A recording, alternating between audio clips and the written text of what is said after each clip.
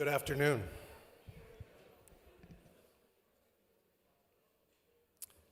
Hi, good afternoon and welcome to the Cooper Union. My name is Mark Campbell and I'm the Vice President for Enrollment here at Cooper. Admitted Student Day is always a very exciting one for everyone involved. And this year we're going to be doing it in person for the first time since 2019. And to say, yeah.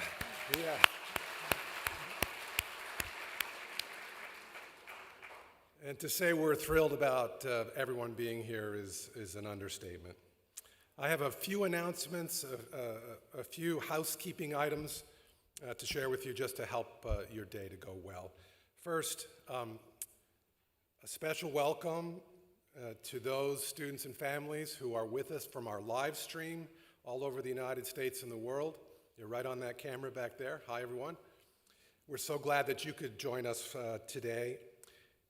Please keep your wristband on, and that'll help you to get into the right building at the right time and to help our staff assist you if at any time you need that help. With regard to masks, we ask that you wear them throughout the day, with the obvious exception when you're enjoying food or drink.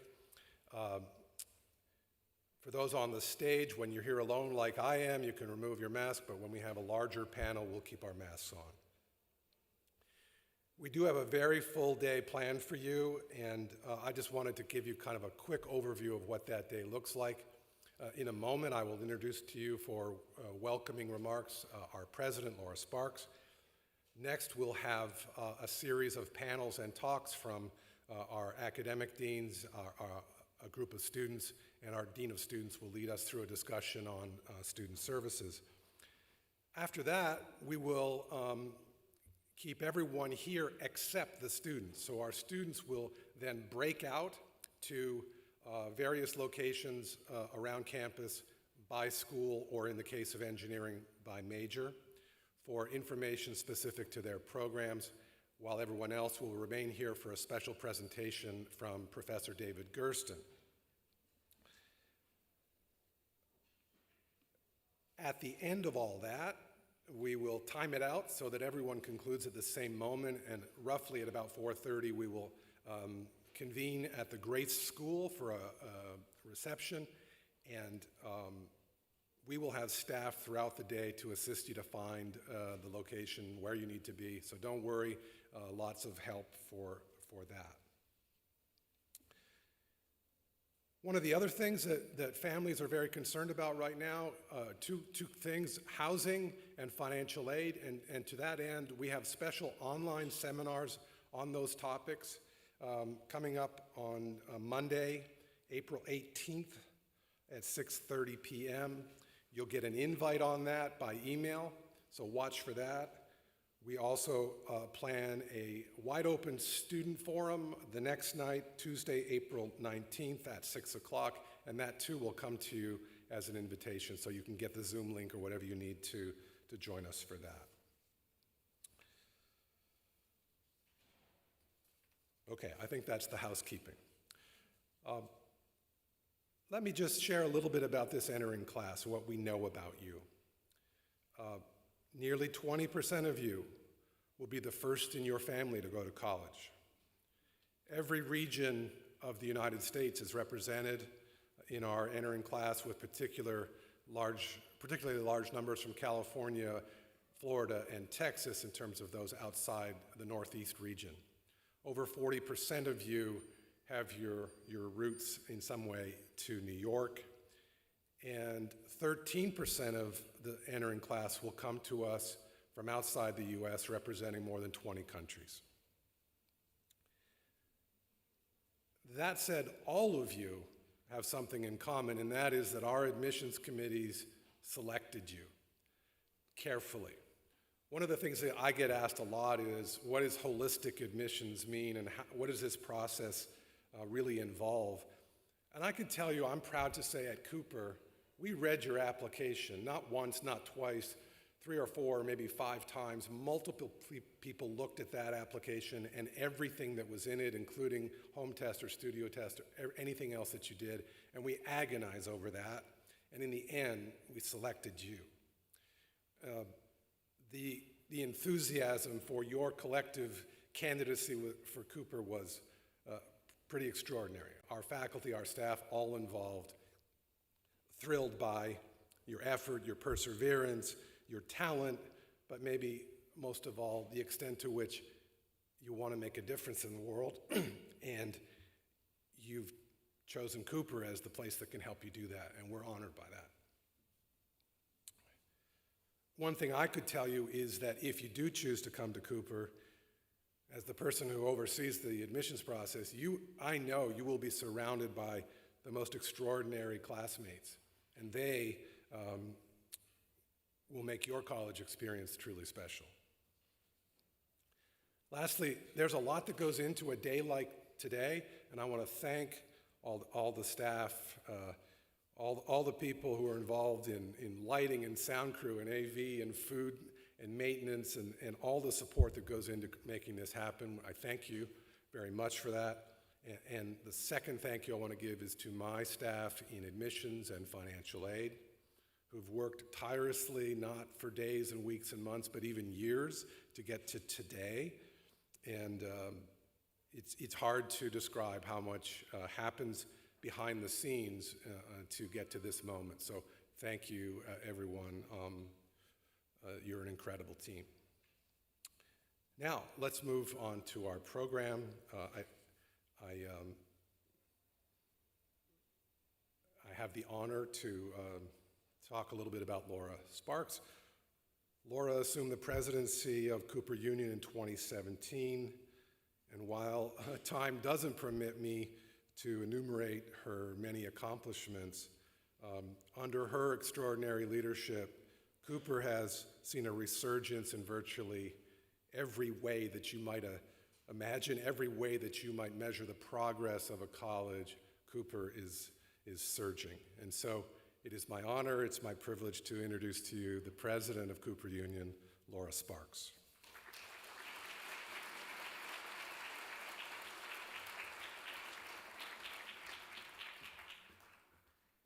Thank you, Mark. Mark's a little taller than I am. Hi, everyone. I'm Laura Sparks. I'm president of the Cooper Union, which is just a tremendous honor. And it's such a privilege to be here with all of you today as you think about and work through a really exciting decision that lies ahead. There is always such an extraordinary energy that goes into this day and that surrounds this event, and I want to thank, as Mark did, our team for putting this together. You can imagine that after not doing this for 3 years, there were a lot of things to work out, and I'm so pleased by how hard everyone worked to make this happen, and I want to really thank them, so please join me in thanking our staff for that.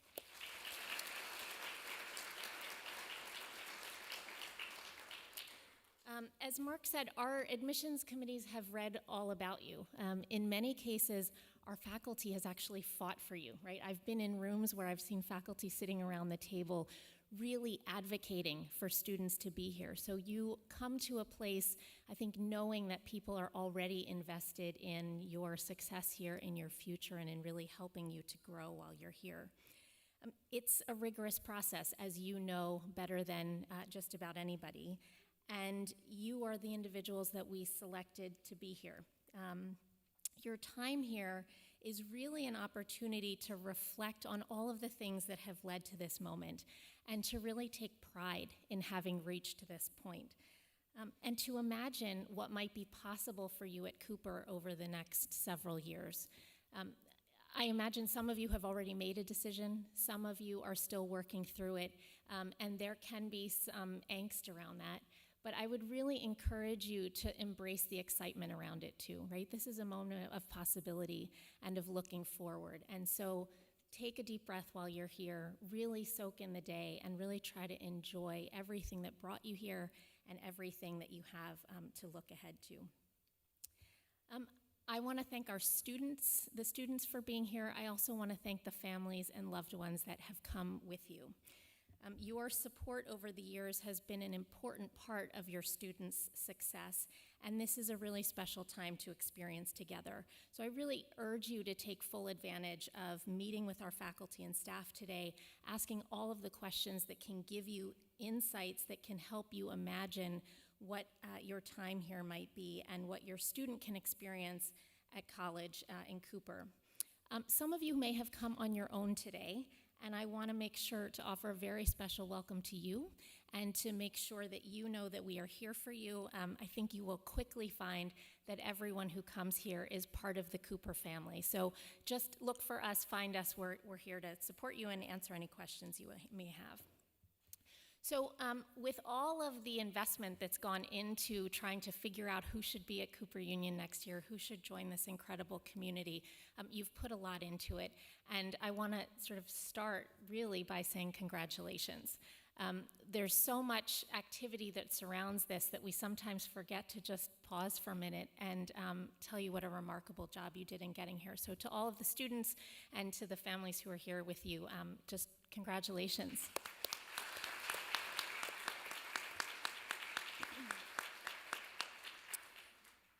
The fact that you are here today means that you are among the brightest and most talented students in the country. There is incredible potential ahead, but of course, so many questions as well about what this time will mean for you and about how that education can empower you to achieve your goals and to make a meaningful impact on the world. Those are ultimately questions that you're going to need to answer for yourself, right? Only you can figure out what is the right place for you. But I can tell you that the courage to ask such important questions about where to be and what you will do when you leave here is one of the defining qualities that I think makes Cooper so special. When I came to Cooper a little over 5 years ago, I was really familiar with Cooper's distinctive reputation, right? National reputation in art, architecture, and engineering, and really, I think, a distinctive education, as I hope you'll see today. But I was also really impressed that for over 160 years, this has been a place about questioning. It's been a place about constructive questioning about what can be. It's a place where critical discourse is a path for pursuing justice and equality and for making the world a better place in all kinds of different forms. I spent time before I came here reading the writings of our founder, Peter Cooper, and related really strongly to his belief that education is the key to personal prosperity and civic virtue, and that it should be accessible to everyone, regardless of socioeconomic background, race, or gender. This has been an institution that welcomed everyone from the very beginning. Peter Cooper believed that an education should be holistic, one that was not just technical or professional, though that was important, not solely intellectual or creative, but rather an education that combines all of these things for a more powerful result, a result that enables you as students to improve your own lives and to contribute to the greater world around you and to the greater public good. Today, we see Peter Cooper's vision brought to life every single day. It's the way our students challenge themselves to stretch beyond anything they have ever done before. It's in the art and architectural work that they create and share and the engineering solutions they devise. But his vision was also a product of his own experience, which really found opportunity at the intersections of disciplines. And you can see that when you walk through the buildings in places like the ACE Lab, where art and architecture and engineering students can work side by side now to really bring ideas to life, and ideas that address urgent, complex issues like sustainability in urban settings, climate change, homelessness, and more. Of course, Peter Cooper's vision is stewarded by our highly accomplished faculty. They make up some of the leading minds and creative people in the worlds of art, architecture, engineering, and the humanities. Lots of schools say that. We want you to experience it. You're going to meet them. You're going to talk with them. I think you'll see that there's an unparalleled group of people here who are really here to help steward and guide you through your education. And all of that happens in this really intimate place in one of the world's most important cities. And we think that mix is pretty magical. In tandem with this kind of educational exploration, Peter Cooper also founded this institution to play an important role in the political and cultural life of New York City and of the nation, right? To really prepare students as active citizens who engage in important issues through their lives. It's why the humanities and social sciences is core curriculum across our 3 schools of art, architecture, and engineering. And at the same time, some of the most important figures in history continue to come to Cooper to question with you, to contest with you, to help shape the issues of the day. So you are sitting in the Great Hall. This is the room where Abraham Lincoln gave what is known as his famous Right Makes Might speech, where he argued against the expansion of slavery. He effectively leveraged that speech to launch his bid to the presidency. And since then, 10 American presidents have delivered addresses from this stage. The Great Hall was also in many ways the birthplace of the NAACP. Many of the executive meetings would happen at the church up the street, and the large public gatherings would happen here. Susan B. Anthony used to rent an office on the 2nd floor of this building, and she and Elizabeth Cady Stanton would come downstairs and organize and advocate for a woman's right to vote here. Some of the earliest meetings to form the precursor to the American Red Cross took place here. The site of early ACT UP meetings took place here. We could spend an entire day talking about what has happened in the Great Hall. And in the last several years, we have continued to make sure that the legacy of civic discourse and civic organizing stays alive here. And we've hosted congressional leaders, Broadway stars, filmmakers, scientists, journalists, authors, all seeking to share their perspective with an inquisitive Cooper community. So I really invite you to be part of that discourse and that dialogue, and to do it in a really intentional way when you're here. We also stay very connected to our alumni, right? We have an incredible network of alumni that have built accomplished careers, and that really, in ways that are so genuine and authentic, stay connected to this institution and to the students here. Just to give you a sense of the kinds of work our alumni are in the midst of, I'll just share a few examples. And again, we could spend days talking about our alumni, and I invite you to take time to explore the work that they're doing. Shigeru Ban, architecture class of '94, is a Pritzker Prize-winning architect who founded the Voluntary Architects Network in 1995. Through this organization, he is installing a paper partition system across temporary shelters in Europe that are housing Ukrainians fleeing from the war. The modular system offers privacy to people who are seeking refuge in the crowded refugee centers. He did the same in Japan in 2020 at Centers for the Homeless during the COVID crisis.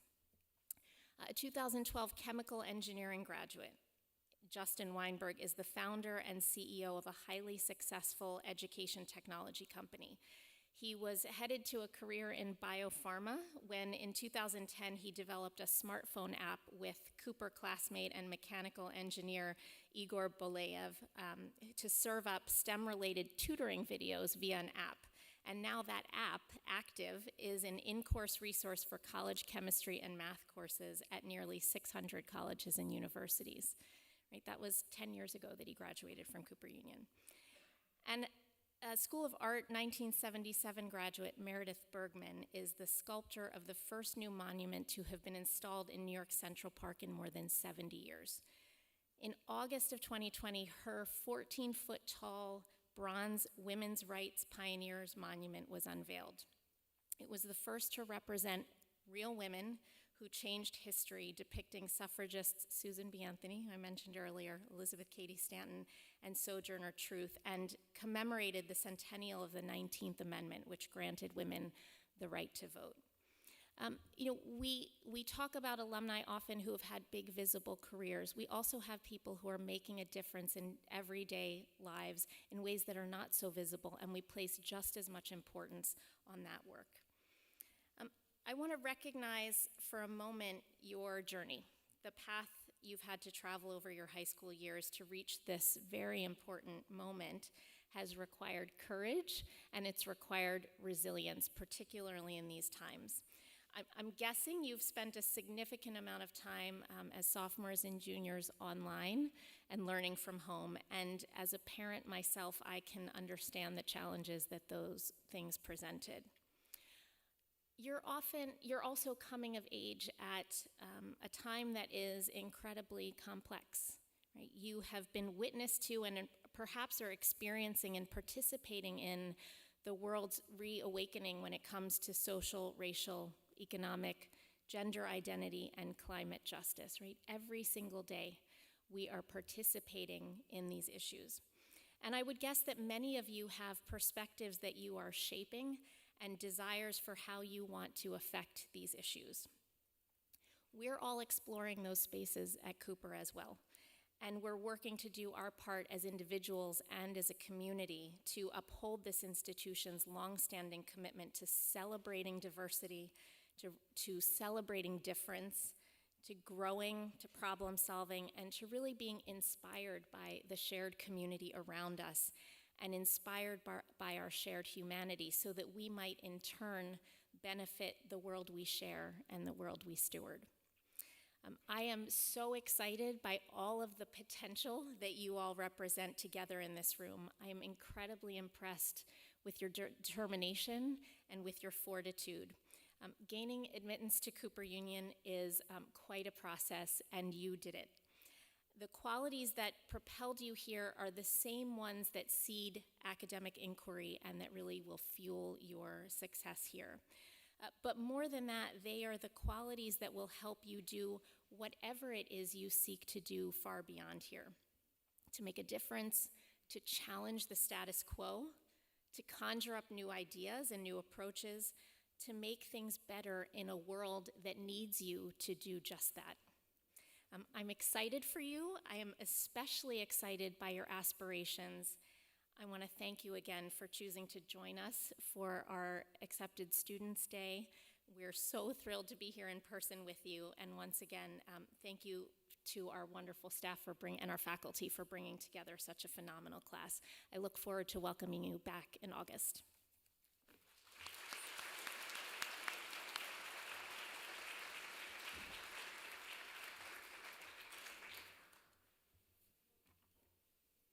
Thank you, Laura. I now want to bring to the stage my colleague and Dean of Students, Chris Chamberlain.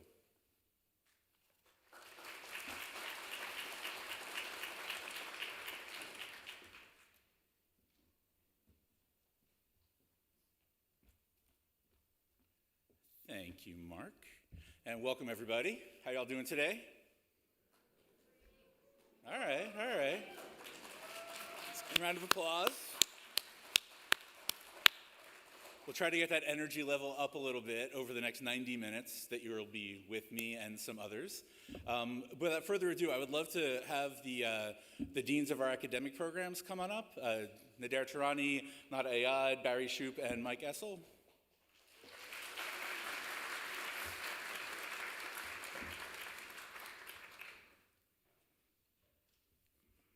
I thought it would have been a fun activity to have everyone draw what they thought we looked like with our masks on, and then as we took our masks off later on in the day, you would be able to see how right you were, but we're not doing that.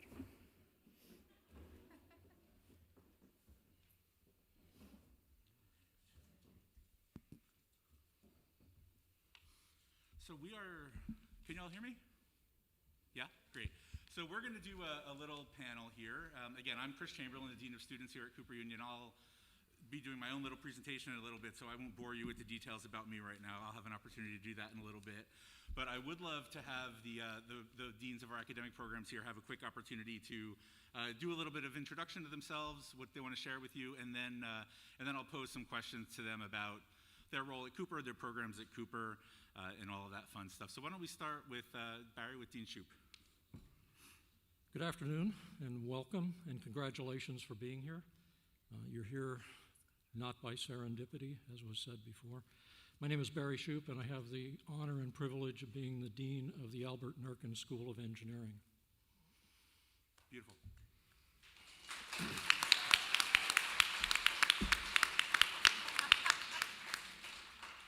I was shocked. I asked everybody to keep it brief, and nobody ever usually does that. So I wasn't prepared for Barry's quick wrap-up, so caught me off guard. Mike. Hi, I'm Mike Essel. I'm a graduate of the Cooper Union School of Art. I'm a former staff member, a former adjunct faculty member, a former full-time professor, and now the dean. I think the faculty members that Laura described arguing about your applications, those were likely my faculty members. So welcome. You were selected because we would like to work with you.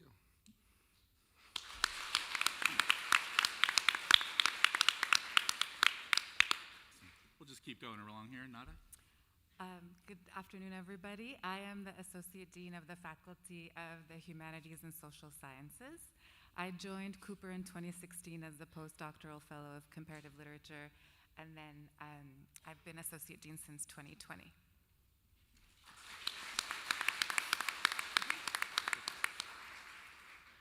And last but certainly not least, Nader. Good afternoon, everyone.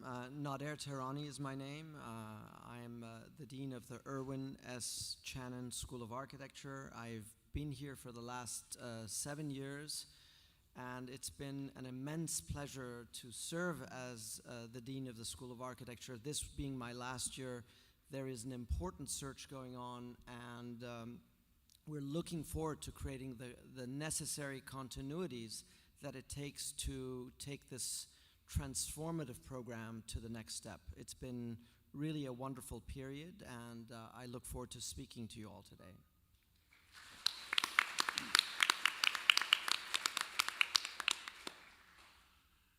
I guess we'll go in the same order for my first question, and then I'll mix it up a little bit to throw people off their game. But Barry, why don't we start with you? Would you mind talking to the folks here today about what drew you to Cooper Union as they're sort of making their decision about coming here themselves? My view of Cooper Union? Pardon? What drew me here? to Cooper Yeah, Union. yeah. So I didn't give you an awful lot of background on me. I am not a Cooper graduate, or I'm not a Cooper alum. My undergraduate is from Penn State, and my PhD is from Stanford University. I've been at Cooper for about 3.5 years as the dean. Prior to that, I retired from a fairly long career in the United States Army. So in the last 25 years of my career, I spent at West Point. And so I retired from West Point. I am, as best I can tell, the only brigadier general in the East Village.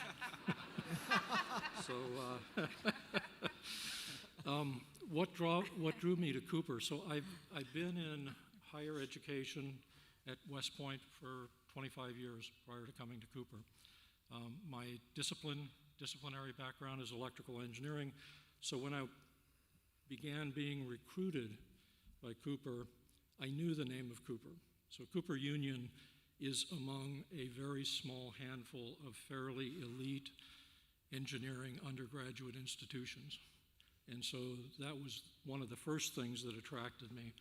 And then as I began truly understanding what Cooper was all about, as Laura spoke about earlier, I started reading about Peter Cooper and what Peter Cooper's vision for this institution was. And quite frankly, you know, when you retire from one career and you move into another career, it's not about the money, it's not necessarily about the job, but it's about contributions and what kinds of contributions you can make. And Cooper Union is a very unique institution. It has been and continues to be, in terms, from an engineering perspective, in terms of doing well for society and humanity. So that's what the engineering programs here are all about. The other thing that attracted me to Cooper was the 3 schools.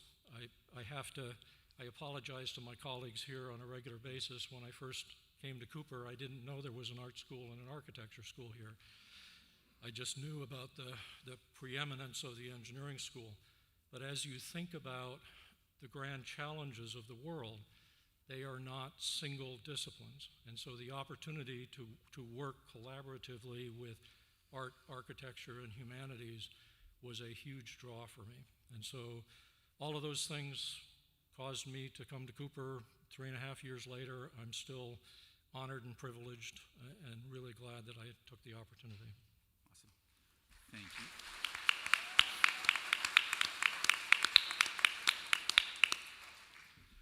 have seen some people in the East Village dressed like brigadier generals, but I am fairly certain you're the only authentic one. Same question, Mike. What drew you to Cooper? Batman drew me to Cooper Union. So before I applied to Cooper Union, this was back in 1992 when I applied as a student. I was very into Batman, like 30 Batman t-shirts, Batman boxer shorts, the whole deal. And that led me to work in a comic book store, and that exposed me to all these wonderful things that I later learned were, I loved them because of design. And so my love of comic books and Batman turned into a love of graphic design.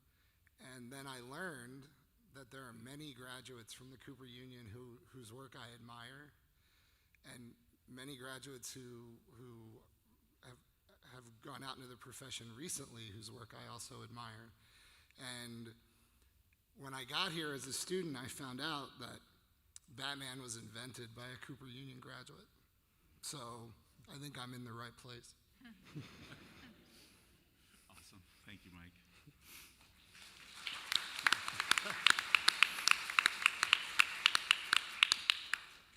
Mike does a pretty amazing presentation about that Batman and all of these intersections about Cooper Union and his life. That's pretty incredible that I hope you all will have an opportunity to see at some point.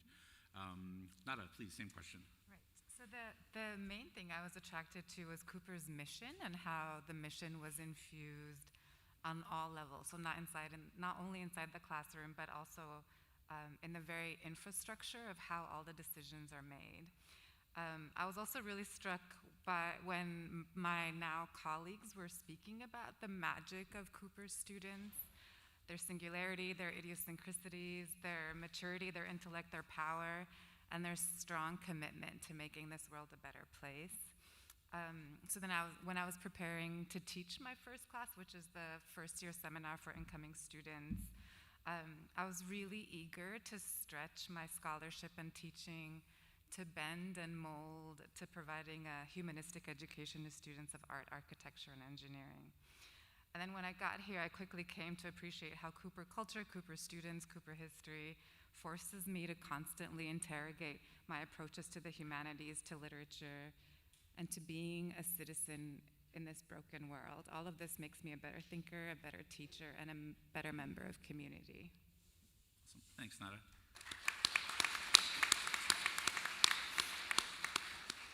And Nader, what drew you to Cooper Union? Well, I spent about 20 years prior to Cooper at Harvard and at MIT amongst Ivy League colleagues, and I just remember that all of our debates and discussions revolved around Cooper Union, and yet I'd never had access to this building. And why was that? In the context of my education and my sort of early academic upbringing, Cooper Union revolved around John Haydock, the founder of the School of Architecture and its head for over 30 years. His emphasis on pedagogy, exploration, and experimentation as a site of debate was a central preoccupation that this school had the luxury of undertaking. Other schools often did not. It produced such protagonists such as Stan Allen, the dean at Princeton, Toshiko Mori, the head at Harvard, Kina Lesky, the head at RISD, but on the other hand also significant voices out in practice like Diller Scofidio or Daniel Libeskind, or Reiser and Umemoto, who you'll see on exhibition in the third floor. So for the smallest program of architecture, I think in the US, and certainly in this school, in this institution, it's kind of incredible to think what a large footprint it has. So I came here in part because of the intimacy of the experience, but the latitude and the enormity of its impact. So, and I'm still happy about it. Awesome. Thank you.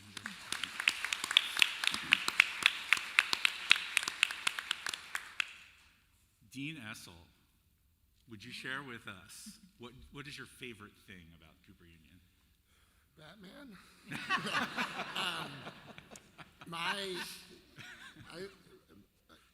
This will sound like a pitch, but my favorite thing is working with the students. I'm teaching this semester, and I haven't taught in a few years. I just didn't have time as dean, and it turns out it's the best part of my week. It is truly the highlight of the day is that I get to work with students and their wild ideas and talk to them about, my trajectory in design and work with them on their work and their path out of Cooper Union. But then also having alumni come back and show me what they're working on and maybe seek some advice, or sometimes they'll even offer me work, which is an unbelievable moment in my career. So I guess my short answer is like working directly with the students is my favorite thing. If I had a second favorite, it'd be the history and the mission of the place, like Nada said. Thanks, Chris. Awesome. No, thank you, Mike.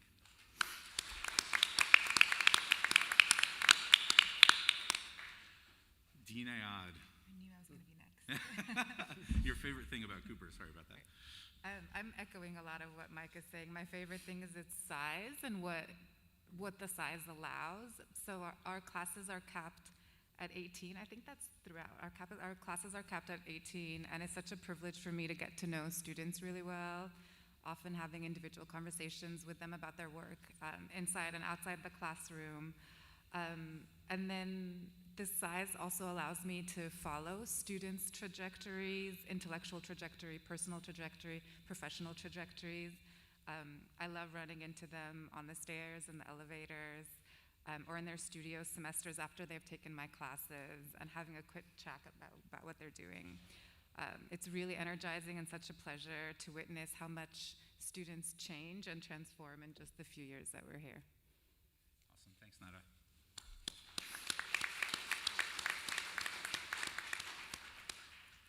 Dean Shoup, I'd love to pose that same question to you. I guess Batman is already taken. So for me, it's the student body. I mean, I said before, you all are not here through serendipity. So over 4 years ago, when I was considering this particular job, I reached out to a number of my friends who were deans and department chairs elsewhere, and I said, tell me what are the good parts and the maybe not so good parts of Cooper. And to the individual, and I've talked to about 15, to the individual, they said that the student body is amazing. And when I got here, I teach an innovation course, and I got to tell you, the students are just amazing. You bring an expertise to the institution that makes the institution richer. You bring different perspectives, different backgrounds as a student body that enriches the learning environment in this very small, close-knit kind of an environment. So for me, it's the students. And a close second is the focus and the desire to make a positive impact on society and humanity that drives what the students and what the faculty do here. Awesome. Thank you, Barry.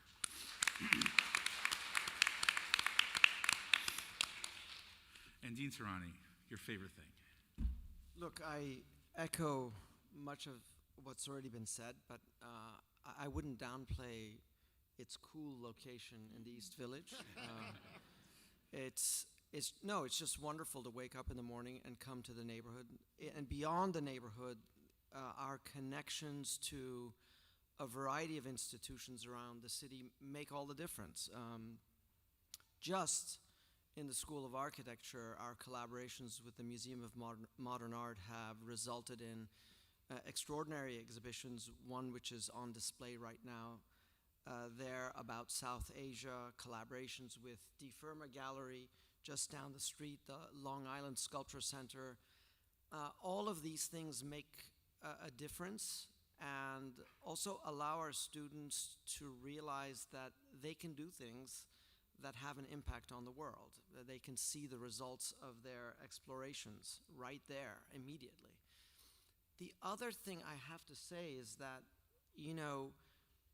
contrary to a lot of the other programs in which I've participated, teachers don't just teach here with students listening. There is a collaborative team teaching effort that we undertake, sometimes across schools, and in our case, certainly almost always within our program across disciplines. So a classroom sounds more like a dialogue, a debate, and an exchange, rather than us pretending to impart knowledge to you. So I think that quality of discursiveness is really part of what I wake up for in the mornings. Awesome. Thank you, Nadir.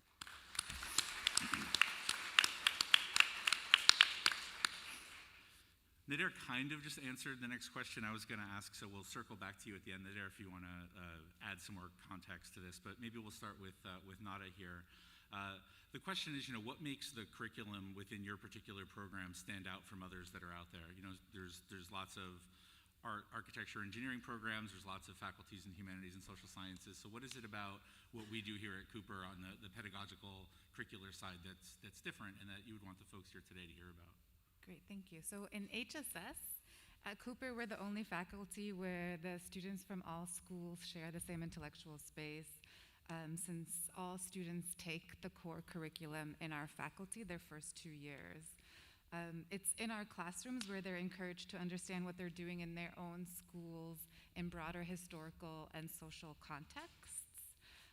It's in the humanities and social sciences classrooms where students learn how to interrogate their positions in society and ideas of time and space, to question how knowledge is produced, reproduced, and categorized, and to what effect.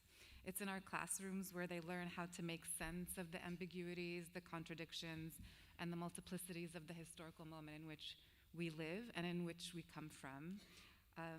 Our aim in HSS is to offer a range of courses that span all the disciplines from the humanities and social sciences. So for example, this semester, our course offerings range from micro and macroeconomics to a course on opera to a course on the history of poverty.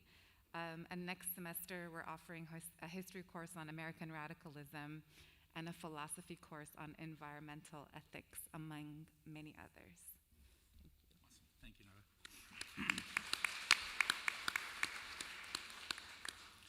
Mike, would you like to field that same question for the School of Art? Sure. So this is how our program is different? Yeah, your curriculum, how your program is Sure. set apart from others that are out there, yeah. So there's only one other art school that I'm aware of that doesn't have majors. So you cannot major in the School of Art. We champion like a real idea of interdisciplinarity. We like to say that practice over professionalization, or practice over the marketplace, which translates to we're much more interested in your ideas and helping you realize your ideas than we are about an idea of what is required out in the world. The other, I would say, big selling point, like if that's what we're here to do today, is that after the foundation year at Cooper Union, every student receives a studio to work out of. So if you're a painter, you get a studio with high ventilation. If you require a desk to do design, we have those kinds of studios too. And the other part I'll share with you that's unique to us is that we actually discourage concentration. So if you, I'll use myself as an example. I showed up here wanting to only do graphic design. And in the sophomore year, I was told you can't take that many graphic design classes, which led to me taking sculpture and led to me taking printmaking really out of necessity. But they were right and I was wrong because those things changed my practice for the better, right? So there's a philosophy here at Cooper Union about the generalist education of an artist, and I hope you'll join us.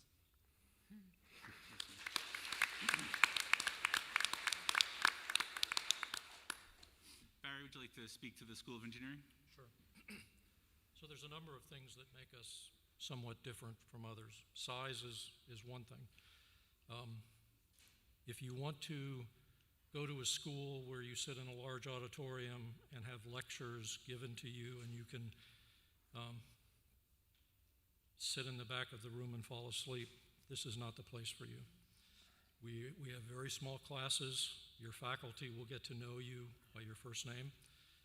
So it's a very intimate relationship.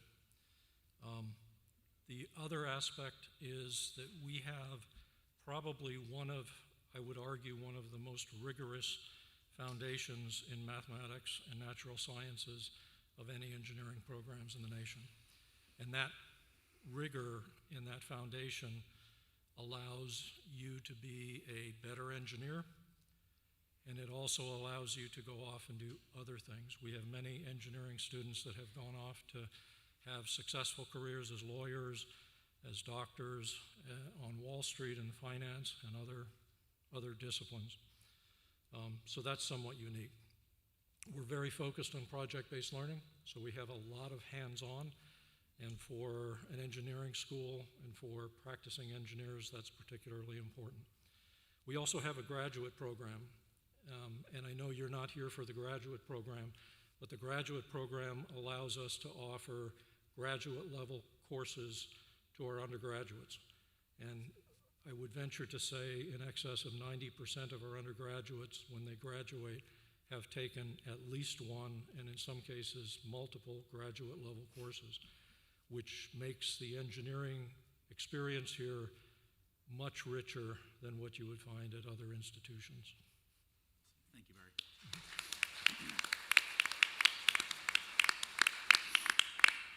And Derek, I know you touched on this a little bit in your talk earlier, but do you want to add some more context to how our architecture program is different than others? So the architecture program naturally sits in between the arts, sciences, and humanities. We have courses within our own school that touch on all of those points, but we also borrow from the different schools, and so we're well positioned to be interdisciplinary. But if I were to identify two qualities in our curriculum that make us unique in relationship to other schools out there, the first has to do with the culture of analysis. We do have an actual semester in the third year called, the analysis studio, but somehow the culture of that particular year permeates all of the years, with much of our analysis, whether forensic, cultural, climatic, or otherwise, expands to the first, second, and thesis years. So the idea that your own creativity is not coming out of some kind of tabula rasa or a void, but rather is grounded in different phenomena, makes it much more culturally rooted. The other aspect that I absolutely love about this institution and our curriculum borrows from it is the infrastructure of the workshop and the ACE Lab that I think you've all toured by now, and how the idea of making is not seen as the kind of ultimate destination where you get to after education, but as foundational to our first year.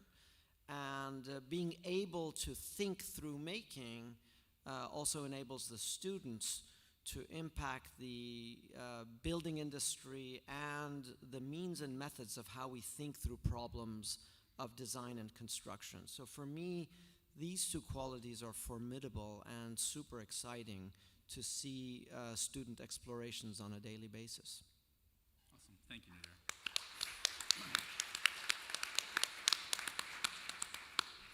So our time together as a panel is about done, but I'd like to maybe wrap up with one final question for the four of you to pose to you, to give some insight into the folks here in the audience today, and we can go in the reverse orders earlier. Nader, let's start with you. And if you could share one closing thought with some of the folks here today that are considering joining our community in the fall, what would that one thought be? I think Laura mentioned it, but I will maybe underline it here, that today is not so much about trying to convince anybody about anything, but is a day of cultural alignment and chemistry. You're extraordinary individuals for having been accepted, but that doesn't mean that you feel right in any place. So today is really a day for you to meet with students, to talk with faculty, and to feel the chemistry. Today is about atmosphere and the right feeling. If that's not there, then none of the other things fall into place. So ask us questions, probe us, and make it feel right. Awesome, thank you. Nada? I want to say that I've never worked in a place with so many people who care about students on all levels, their minds, their health, their development, their schedule, their well-being. And this care, of course, does not manifest itself in the same way, but it's very palpable, very real, and it's very inspired. And I hope you join us. Thanks, Nada. Mike? I'll just say that you can go almost anywhere to study art, but if you would like to be a practicing artist, you should join us in the fall.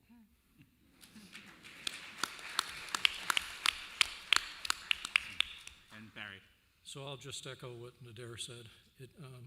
When I was taking my son many years ago, when I was taking my son on college campus tours, a very wise, experienced faculty member said to him, "It has to feel right." So as you talk to our faculty, as you talk to our students, as you talk to us and the staff, try to envision yourself here at Cooper as a member of the Cooper community, because it's not a one-way street. It's not just us, you've heard this today, it's not just us and the faculty imparting knowledge on you. You bring a different perspective, a different set of eyes, different experiences, and it's the richness of this class with the richness and the expertise of the faculty and staff that makes the educational experience here so special. So take your time today and envision yourself and say to yourself when you go away from here, can I envision myself being at Cooper Union for 4 years? Thank you, Barry.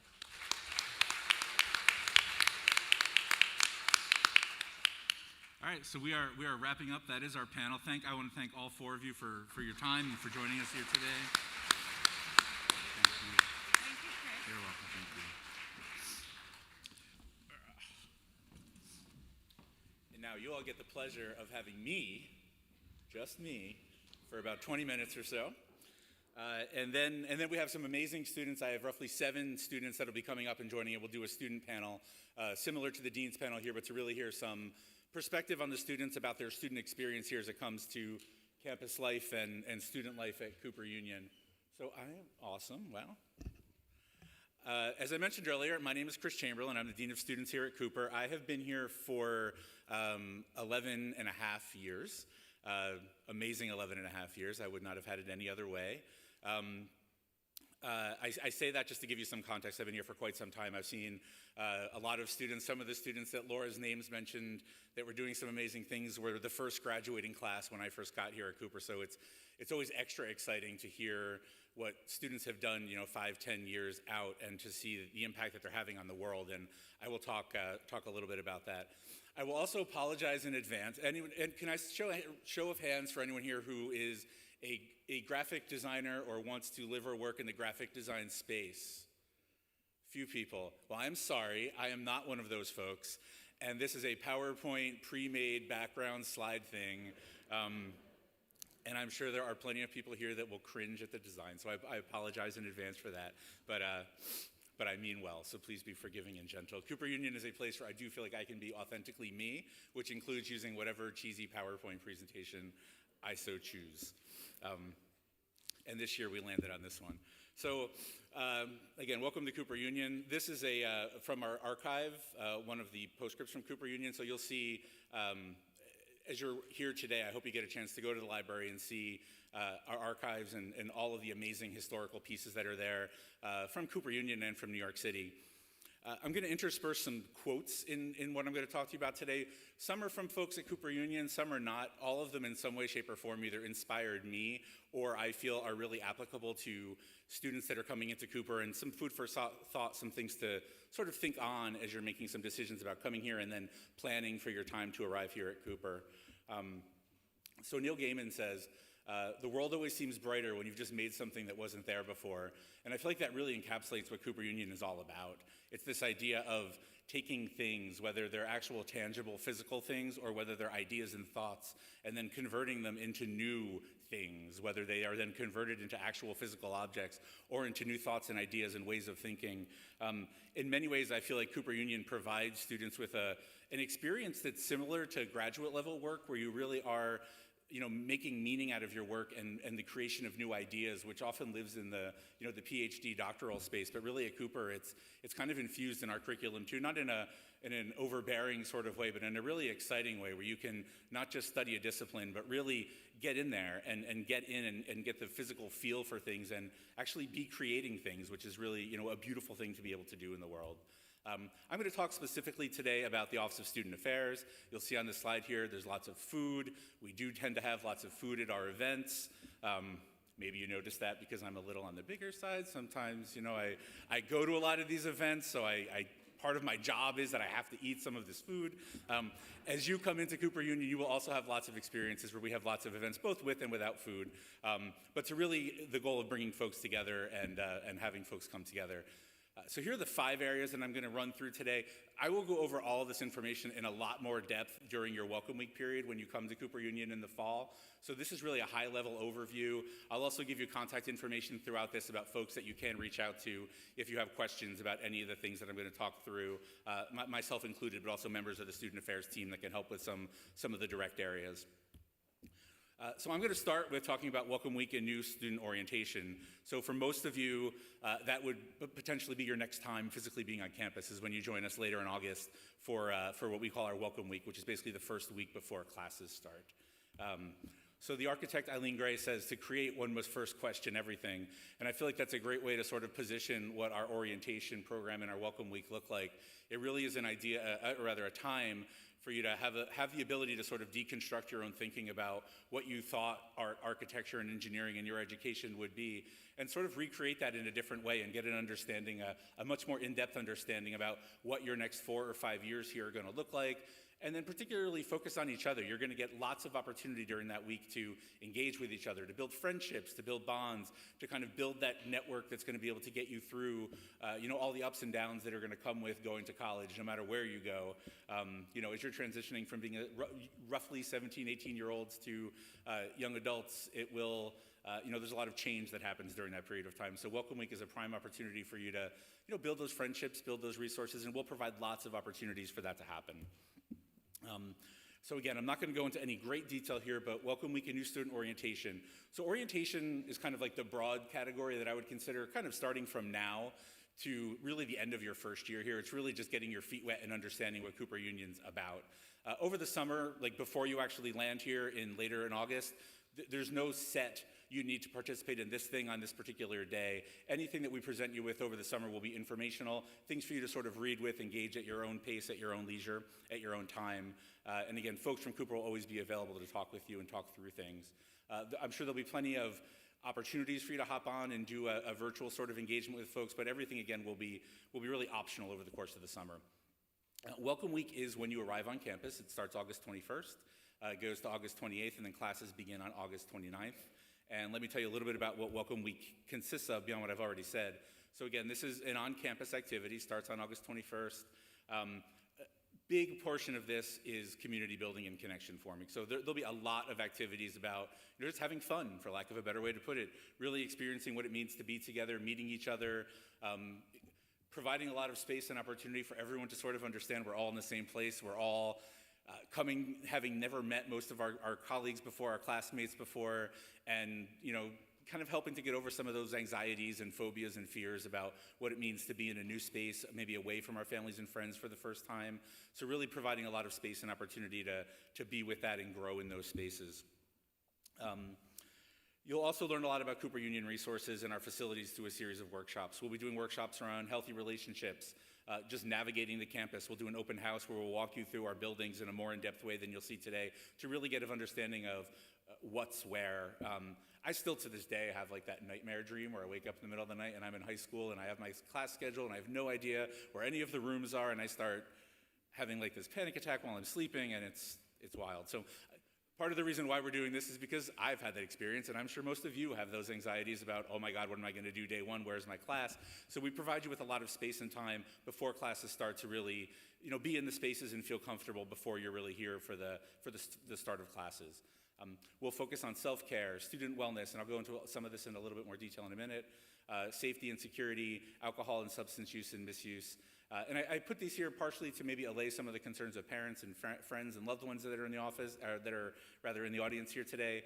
We will be providing students with a lot of tips, resources, tools, and connections to be able to navigate some of these issues that they're going to be dealing with for the first time going away to school in the amazing microbe that is the East Village. We have a huge welcome back picnic, which usually happens the day before classes start, which brings back students, faculty, and staff to meet all of you in a really beautiful way to welcome everybody back. Again, even more community building and connection forming. And again, I want to stress, I know folks have obligations. Sometimes people can't be here for the in-person portion. I really genuinely hope you all can be for those that are attending Cooper. I do find it to be really important, and I do think it really helps position you for success, not just academically, but also, culturally and socially, to really have that week of no stress about the classes in place, but really just be able to be together in a way that helps build bonds and builds relationships. So, as you're planning that out for yourself, I would encourage you to try to adjust your schedules as you can to be able to be here for the full week in person. A couple procedural highlights related to kind of onboarding students to Cooper that I wanted to mention. You should have received through the admissions team an email about medical forms and health forms. Those are uploaded via Slate, and those are due by June 5th if you can. Any questions about that? Eric Conley is our administrative manager in our office. It's eric.conley@cooper.edu. He'll be able to answer any of those questions for you if you have questions about those forms.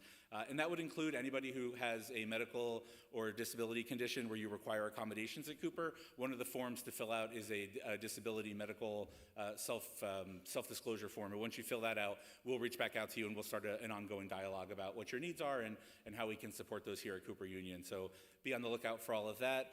And I did just want to talk real briefly about COVID. As you're all here today, you are all clearly very capable of navigating our COVID protocols. So, more details will come on that as we get closer to the start of the school year, but we do require vaccination. We do require, currently we do testing on campus and we require masks on campus. But as we get closer to the start of the school year, more information will come out about that, about how to provide us with the information that we need around your vaccination status and all of that. And if anyone has a religious or medical exemption, the process to go through to file that. So more to come on all that, but I did just want to make sure to mention that here. Kind of ties us into student care and support here at Cooper, which is near and dear to my heart. Jane Fonda, who my father was like a really big fan of in a strange way, she did this Let's Get Physical video. It was his foray into exercise. But one of the things she said is the challenge is not to be perfect, it is to be whole. And that really resonates with me because perfection is something that I think we often try to hold ourselves to, and it's just not possible. The idea is for us to be who we are and whatever that looks like. And to that end, I had one other quote, Laverne Cox, who I adore. We are not what people say we are who we know ourselves to be, and we are what we love. And that really, I feel like that quote kind of is part of the Cooper Union ethos, this idea of being and doing what we love. It's such a small institution with such a discipline-specific focus in your studies that you're going to be around people that are so passionate about what they do. And part of our job in student affairs, our student care and coordination team, is to help support you personally along the way to the extent that we can. So just want to give you a little bit of idea of what resources we do have here at Cooper and what's available to you. So we have a student care team. We have a director of student care and support, Alex. We have 2 student care coordinators who are full-time clinical social workers on site, Cassie and Elizabeth. They meet with students to help with, whatever it is you're struggling with, help get you connected to care, just sit down and have a chat. They're here on site. They are full-time staff members. We also, every student at Cooper has access to an app called Cooper Care, which is free for all students that are at Cooper, provides you with 24/7 access to both physical and mental health care and well-being resources. So if you wake up at 3 o'clock in the morning and you're in your bed and you're feeling not so great, you literally can just go on an app and within a couple minutes you're talking to a licensed healthcare professional in New York who can help diagnose you, treat, provide medications, all of that. Again, exclusive of insurance, it's just another service that we provide here at Cooper. Beyond that, there's a ton of healthcare clinics and what are they called?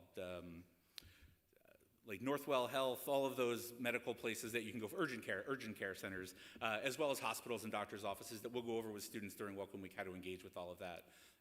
We also offer a robust student counseling program. So the Cooper Care app provides counseling through the app. We also provide in-person or virtual counseling for students as well. We have a network of about 25 therapists that we contract with who provide mental health services to our students. We pay for those for brief therapy session for students. So again, that's at no charge to you. And again, our student care coordinators will go over all of this with students during Welcome Week, how to engage with these providers, how to look at these services, but you're all more than welcome. If you go on our website, you can find all that information there to start rummaging through that. Mentioned the local healthcare resources. We do have a student health insurance plan. If you don't have your own health insurance, or you want to participate in our plan, or you're from out of state and our plan is the right one for you, you'll get more information about that in August, which will give you the details of the plan premium, as well as how to waive out of that coverage. So if you have your own health insurance, you can waive coverage so you're not part of that. Again, you'll get lots of details about that as we go on, but I just want to frame and let you know that that is something that we offer.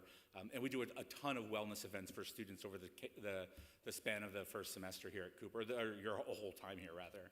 A couple things I wanted to mention, or more than a couple, as you're considering things for you to consider as you're transitioning to college. And again, we'll go over more of this during Welcome Week, but some things that I think are important for you to start thinking about with your families and friends now. Talks about your hopes and dreams and fears and concerns, so that there's a real clear communication line between you all as you're planning to transition to come to Cooper. It's a big step. College is huge. It's a life-changing moment, and I hope it, I do everything I can to try to make it one of the most enjoyable 4 to 5 years of your lives. But like I mentioned earlier, there's going to be ups and downs, and there's going to be times you want to reach out and have a conversation. So start those conversations now with your family about what that looks like. Start thinking about New York City as your home and your campus. As Nader, I believe, mentioned in his presentation, in his chat earlier, the East Village is an amazing place to be, and start thinking about sort of your positioning of what it will mean for you to be here.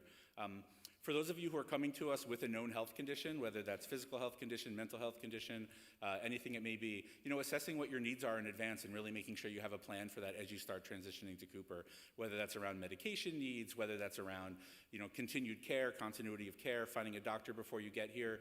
Feel free to reach out to our student care folks about that well in advance. Again, you can reach student care at cooper.edu. That goes to both of our licensed clinicians, and then one of the two of them will respond to you right away if you have questions. So don't hesitate to reach out about things like that. And I just want to, again, establishing those lines of communication, I think, are really important. Cooper participates in a number of different programs. We're a member of the JED campus. We're wrapping up a 4-year engagement with them, which is a program focused on student health and well-being. Healthy Minds Network is a study that we do for our students called the Healthy Minds Study. And Well at Cooper is an internal organization or a group at Cooper that's focused on kind of looking at our students' holistic well-being experience and how we can continue to tweak the needs and wants and desires of our students from a holistic well-being perspective infused through their academic work. So there's lots of opportunities for you to also be directly involved in a lot of our work as we're continuing to sort of form a campus that values your well-being and holistic well-being as you move forward here. A couple other areas I want to touch on. Our Center for Career Development. We have a Center for Career Development here that helps you find jobs, internships, explore what the world of work means to you, what you might be interested in. This came up a little bit earlier, and I want to stress it here. Be open to opportunities on your way, even if these may not be the ones you had in mind originally. I think it was Laura who mentioned in her chat somebody who came to Cooper dead set on studying this one particular thing and then ended up having this experience that transformed their life, and they went into a fundamentally different direction. I find that happens a lot here. People come in with, especially now, coming into Cooper, I'm going to graduate in 4 years and I'm going to be a X, or I'm going to study at this graduate program, or I'm going to get this job at this place. And those are great goals to have, and we will help support you in that all the way we can. But I would encourage you to have an open mind and think about how the experiences that you're going to have over the next 4 or 5 years are going to change your thinking, and be open to those experiences and be open to shifting what you thought you might want to do might end up looking a little bit different. Here's just a list of some of the things we do through the Center of Career Development. Like I mentioned, this is all really focused on jobs, internship, interest exploration, really helping you fundamentally understand what it is that you want to do for work as you define that. That we bring in alumni to do talks. We have career fairs. We have graduate school visits. We have an alumni mentoring program. We also have funding resources through our Center for Career Development to help students explore different professional opportunities that might exist outside of their academic programs. Questions about this, you can reach career@cooper.edu. We currently have 2 assistant directors, and we're in the process of hiring a new director for that office. So Whitney and Tony right now would be able to answer any and all of your questions if you have any at this point about Center for Career Development. Housing and residence life, I apologize for going a little quick, but I want to make sure I don't get over. I was given a very hard 3 p.m. end time, and I don't want to be the one that goes over. So for housing and residence life, as Mark mentioned earlier, there will be a separate panel, a virtual session on housing and residence life, where they'll go over everything you can imagine about living in our residence hall and what that looks like for you. So if you are considering living in our residence hall, you should have already received an email with how to apply for that. But also, I would definitely encourage you to either attend that session or reach out to the Residence Life team with any questions you have. Their email is reslife@cooper.edu. That would be Athena or Grace, or Athena is the residence hall director. Grace is the associate dean for students. She oversees the housing program. They can answer any questions that you have about housing. Some quick things about housing, just so you know. We do prioritize our housing for incoming students. So as an incoming student, you would be given top priority for space in the residence hall. It is apartment-style housing, so students should know it is all shared spaces. Even if you are in a single room, you are still living in a shared environment. You'll be sharing a bathroom, you'll be sharing a kitchen, you'll be sharing the common spaces in your apartment. So it is apartment style, so even though we do have some single spaces, you're still living in community with others. And we do have an extremely limited number of single rooms, so I want folks to know that in advance. We often have a lot of students who apply for housing like, oh, I really want a single room, but we have about 5 at the end of the day that are available for students. We have a few more than that. It's a few more than that, but it's less than 10. But in those numbers, again, we do prioritize students based on needs. So, you know, if there's a health condition or some reason why you need why you physically need a single room, we'll talk that through with you, and we'll do the best we can to accommodate those needs. More to come on housing. Definitely encourage you to attend that session or reach out to folks if you have questions. And I am nearing the end of mine. The last part I'm going to do here is go through a bunch of slides with you about some really fun and exciting things that happen on campus that may be embarrassing to 1 or 2 people that are here today, because I did not check with them before I used their photos here. But they're good people that I know are not going to be upset about it. President Sparks, you're welcome. Just one really good picture. It's one of my favorite pictures of Laura. She'll see it in a second. So with student activities and campus life, I love this quote by Maya Angelou: you can't use up creativity. The more you use, the more you have. And I feel like our campus life activities are really an extension of your academic experience. It's really all about, you know, how do you take all of that stuff that's inside of you, that energy, that excitement, that creativity, that desire to create and build things into the real world, you know, take it outside of your academics and manifest that in different ways. So, you know, that can be participations in clubs and organizations. And again, I'll go over a bunch of this, give you some examples in a minute. We have a lot of professional organizations and societies here that are very specific to, you know, a niche area. You may be studying chemical engineering. All of the engineering disciplines have their own professional societies. And then a lot of other professional organizations, a motorsports group that's participates in some classroom-based activities, but then also actually creates things around that, and there'll be at least one student up on the panel who will talk to that today. A lot of fun events and social events that student clubs are doing. This year, we're reinvigorating a campus talent show, which will be happening in a few weeks. I'll show you some pictures and a little bit about a previous one. Our athletics and recreation program continues to sort of rebuild itself after COVID. This year, we did field a soccer team. Historically, we've had soccer, tennis, basketball, volleyball, and as we continue to navigate, we'll be continuing to add more of those back into our repertoire. But really a lot of opportunity for you to build community, pursue your interests, and explore opportunities. If you have any questions about student activities, I would encourage you to reach out to our student activities director. His name is Jose Michel, and that's his email address there, jose.michel@cooper.edu. Just a quick little rundown here of some of the student organizations that we have. So lots of professional societies, student government, student newspaper, our Black Student Union, Cooper Climate Coalition, Cooper Circus Culture, our Cooper Nova Dance Team, our a cappella group, Cooper Tones, an outdoors club that does a lot of hiking, Cheese Cult. People love cheese. If you love cheese, we have a group for you.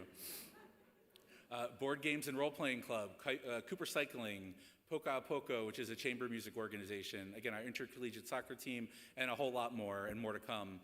And I say, what do you want to do? One of the beautiful things about Cooper is this really is a place where if you're interested in doing something, just come and tell us, and we will make it happen, if we can. Sometimes some people have some pretty grand ideas that are hard for us to manifest and make happen. But generally speaking, we'll do everything in our power to help you create a group, create a club, create a sport, create a whatever. We are here to help you do that. And it's really one of the beautiful things about Cooper Union is, that can happen. There's no idea is something that we can't just jump on and relatively quickly make it work. So the tail end of my presentation here is really, I'm just going to share some slides with you. Some of them I have nothing to say about, some I will add some comment on. This is our Hawk, the Cooper Union Hawk, who will occasionally show up and attend some of our meetings and events that happen on campus. I don't believe they're here today, but one never knows when the Hawk will just randomly start running around, so be on the lookout. Some of these are photos from our campus activities fair. This here is a photo of a group of students who went over to the High Line during Welcome Week. This is a photo of our campus circus culture group who was doing a juggling thing, which I cannot do, so I can call it a juggling thing. This is a photo of our Cooper Nova dance team. This is a group of students participating in our Steel Bridge organization in their competition a couple years ago. Some students who are representing us at the Society of Hispanic and Professional Engineers. Some more students at another professional organization. Some students here you will see today for sure. Some more students engaging in a club. This is our Muslim Student Association showing off their new sweatshirts. There's a back to them too, but I only showed the one picture here. This was another campus breakfast where the Hawk made an appearance. Here is our Cooper Motorsports. So some of the activities that you see them do, this is their car. This is not just a group of folks, this is some of our college orientation guides who were here during Welcome Week, so you'll see a lot of these faces then. Athena in the middle is our Director of Residence Life, and Jose off to my left, your left as well, is our Student Activities Director, so some more faces there. This is a picture from our Welcome Back picnic, as is this, President Sparks cheering on the Jenga. I love that picture. Sorry, Laura, I hope you like it too. Another picture of our students at a professional organization together with one of our faculty members, Professor Lepic, and it looks like Jennifer Weiser and Professor Simpson, I think, as well. So folks from the chemical engineering faculty there with our students at a conference. This is our Cooper Tones, our a cappella group who are outside of the cube. My sense of geography is off here, but maybe that way. They were singing for an Astor Place festival. This is some students during Welcome Week. This is our soccer team this year, a photo of them fairly recently. This is a group of students just having a grand old time in the chemical engineering space. A student's playing a recorder during a ceremony opening up. This year we launched a community library, so that little library is out in front of this building now for people to grab a book and share a book. Pictures here from our talent show from a few years ago, pre-COVID. This is our breakdancing club. This is a dancing club, part of that same event. Here is some students, our a cappella group, the Cooper Tones, again, singing at the talent show a few years ago. One of my favorite pictures of the Hawk. Yeah, right? Isn't this great? And you will see both of the students that are here, I hope. Will be up on this panel in a few minutes. Woohoo! And this is a first day of class photo thing that we usually do over in the residence hall and also in front of the other buildings. So we usually do like a little frame and take a snapshot of you on your first day of school. That's Kelvin, one of our amazing security guards who usually works over in the residence hall. Some more students here during Welcome Week. Some more students during Welcome Week. Some more students during Welcome Week, making Peter Cooper beards. If you're wondering what's going on there, that's sticking cotton balls on your face to look like Peter Cooper. One of the many fun things you'll be able to do when you join us here in our community, while Jose yells at you with a megaphone in your face.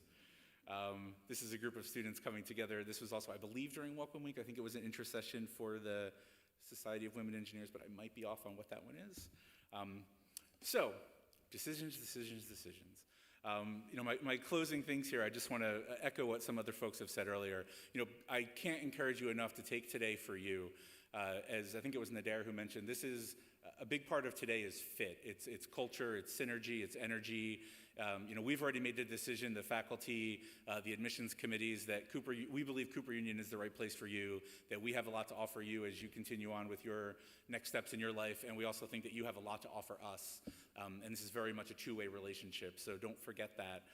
And do use today as an opportunity to talk to as many people as you possibly can, students, faculty, staff, anybody that you see around should be more than happy and willing to answer questions and just give you a sense and a flavor of what Cooper's all about. Leonardo da Vinci said, study the science of art, study the art of science, develop your senses, learn to see, and realize that everything connects to everything else. And one of his quotes that really resonates with me, I think, the way that art, architecture, and engineering, and our humanities and social sciences all intersect together here in such beautiful ways is really designed intentionally to provide you with an educational experience that puts you in a position to learn how to be an artist, architect, and engineer, but to take that, and as others have said, to do good, to make your life better, to make this world a better place. So 2 quotes around that I love, and then I promise I'm done with it. You won't hear from me for a little bit. The noblest question in the world is, what good can I do in it? That was from Benjamin Franklin. And then the last quote, of course, from Peter Cooper. I have endeavored to remember that the object of life is to do good. And my hope is that as you come to Cooper, we give you the skills and what you need to be able to do good. So thank you all so much for your patience.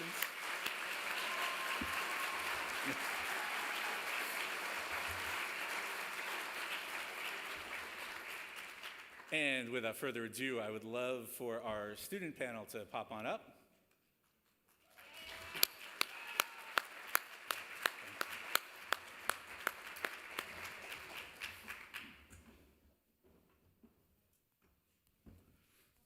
Hello. And while they're coming up, let's do a quick energy check. How are we all doing? All right. That was better than the last one, so we'll take that.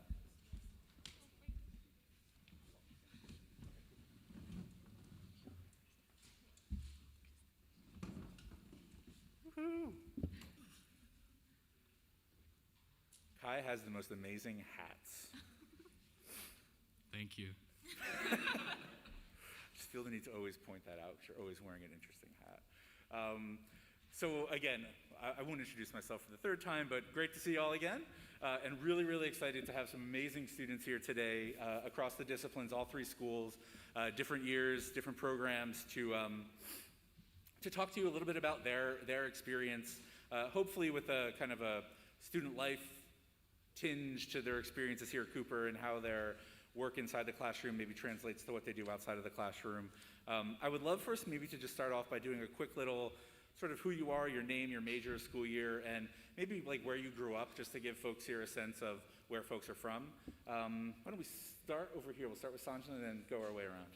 Hi everyone, my name's Sanjana. I'm a senior chemical engineering student and I'm from Bangalore, India, and I moved here for college in 2018. Awesome.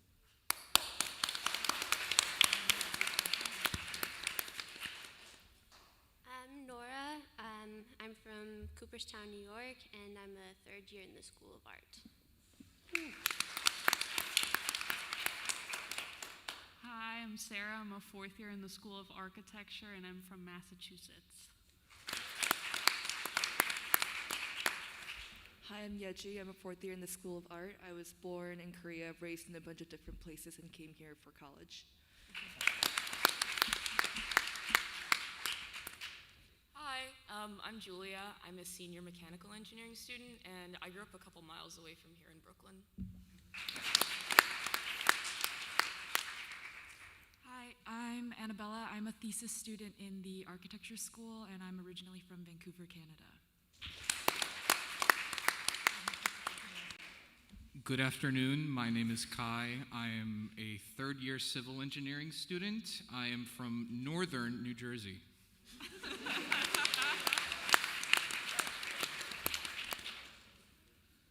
I feel as though we could probably do a half-hour presentation on why the emphasis was on northern New Jersey. Being from New Jersey myself, I know there tends to be a northern, southern, central debate that constantly goes on also about the lines of demarcation where one exists. So, Is there even a central New Jersey? is there, that very deep philosophical questions that we ponder in our humanities and social sciences department? Is there even a central New Jersey?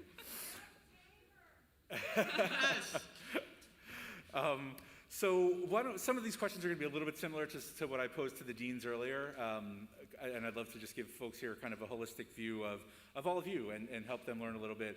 So why don't we start with Kai? And Kai, maybe just talk a little bit about what drew you to come to Cooper Union.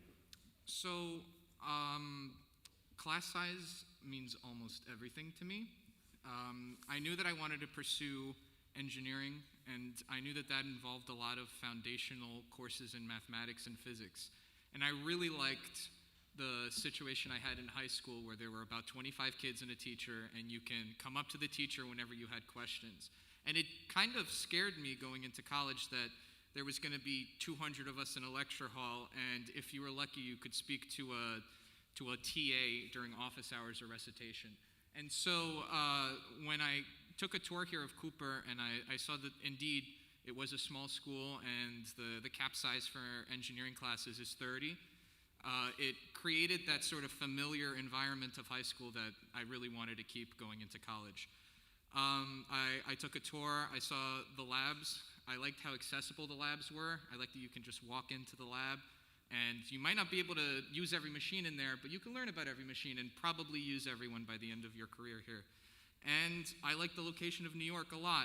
I knew I wanted to be a civil engineer, and in terms of big buildings being built in the tri-state area, we got a few of them here, so it definitely did pique my interest, and that's why I'm here. Awesome. Thank you, Kai. Annabella? Same question. Sorry. Yeah. What drew you to Cooper? So, actually, maybe I should be closer. Sorry. Before I came to Cooper, I was actually studying not architecture at a much larger university in Canada. And so I think a big reason that I ended up transferring is because, I guess also partially because of the size of the community, but really because I feel like the architecture school at Cooper is really open-minded or thinks about architecture not just as building buildings, but as a way of seeing the world. And I really felt that my interests in linguistics and in environmental sciences could actually be better explored through architecture at Cooper than otherwise. And with that, I think the size of the classes cannot be emphasized enough. You really are close with your professors, you get to know them, they care deeply about your work. And they'll remember when you had a sketch on your desk at the beginning of the semester during the final review that you forgot to show, which is so nice, but also devastating when you forget to show it. But yeah, I think everybody here really cares, and I could feel that, and I just felt like the right fit. I don't know what else to say. Cool. Awesome. Thank you. Julia, same question. I like to think my initially being drawn to Cooper was pure luck and chance, because I was just kind of applying to any program that sounded good and would probably make me happy. But in March, I had the opportunity to come and meet Professor Baglione, who's now the department chair for mechanical engineering.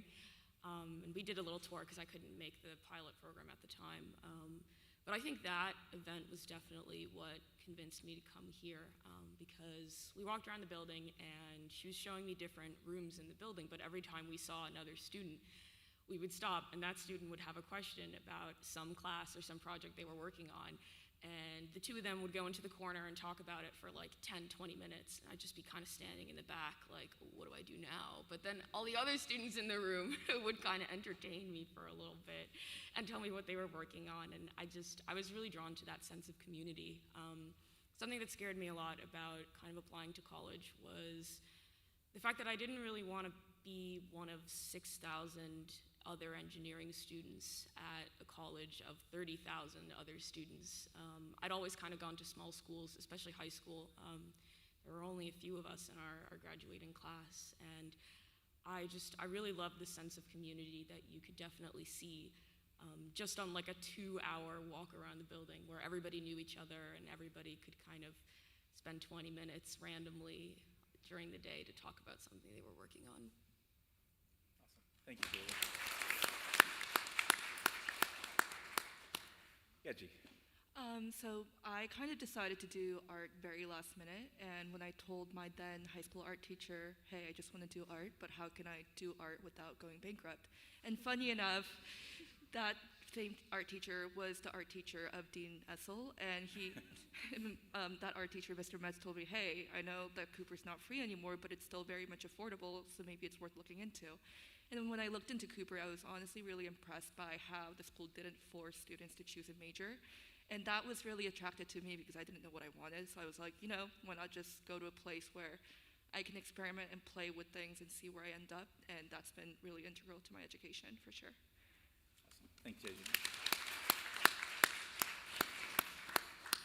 Sarah. I think the thing that drew me to Cooper was, again, the size, but you have the same faculty over and over again in the architecture school, so you really develop a working relationship with these faculty. They're familiar with your likes and interests. They're able to provide you with opportunities and internships, but they also are just like really, really invested in your work and are just like huge sources of inspiration, as most of them are practitioners. So I think that was what drew me to Cooper. Awesome. Thanks, Harry.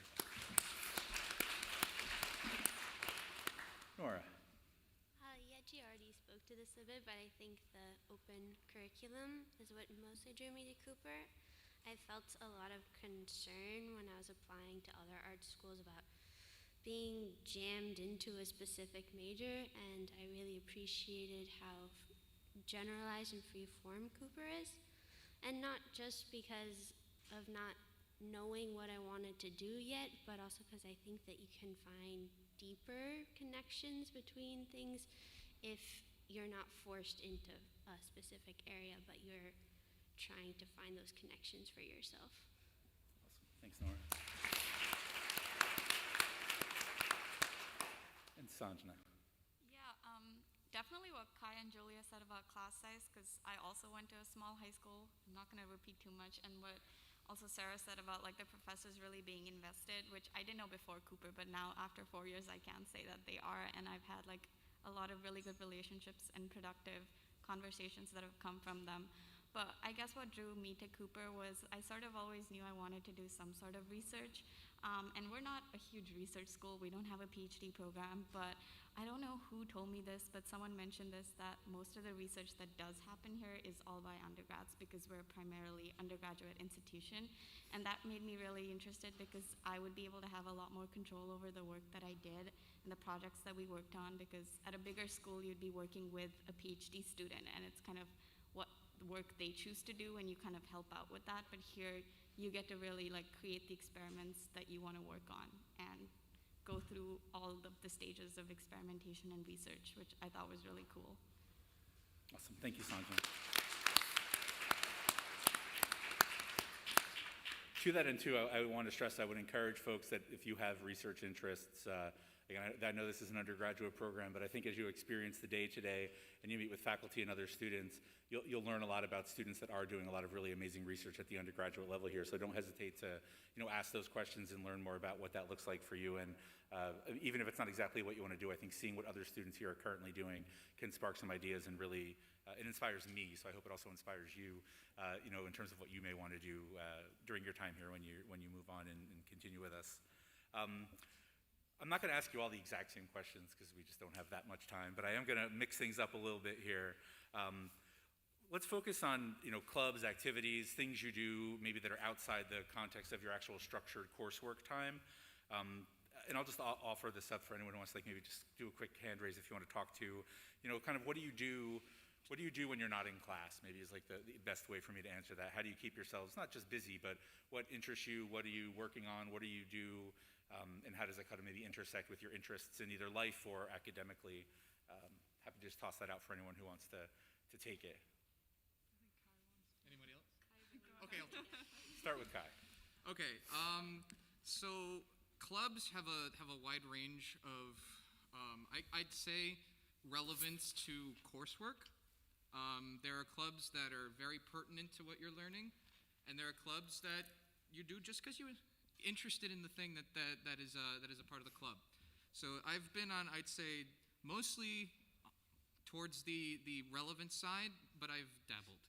So I am on the Engineering Student Council, and that is a very special thing to be a part of because it allows me to not only have conversations with students about what they want to see from the school, but it also allows me to have conversations with administration and faculty about what we want to see from the school. And it's been really cool building a rapport with all the different deans and the professors because you get to see what students want and you get to see why the professors can or cannot give it, and then you all try to, kumbaya at the end and have a good compromise.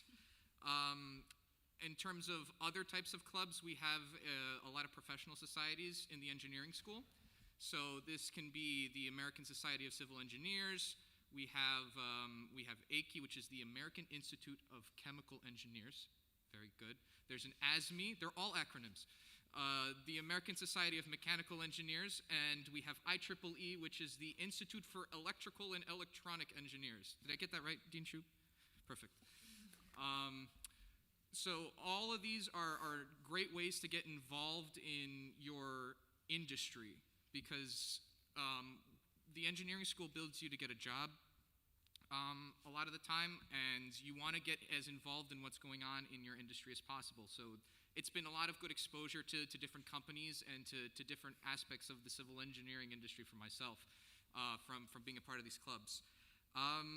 There's also clubs such as Steelbridge, where you get to learn aspects of design and aspects of fabrication. Those shops downstairs will get used if you join these different teams and clubs, and that's very special to learn how to make something with your hands, because not everyone has that experience before college.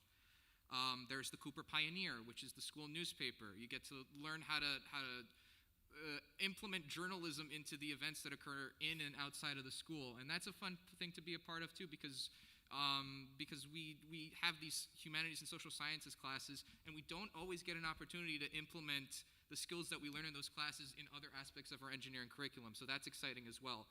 And I do want to stress that we are in New York City, and you are not restricted to only activities that occur within the Cooper sphere of influence.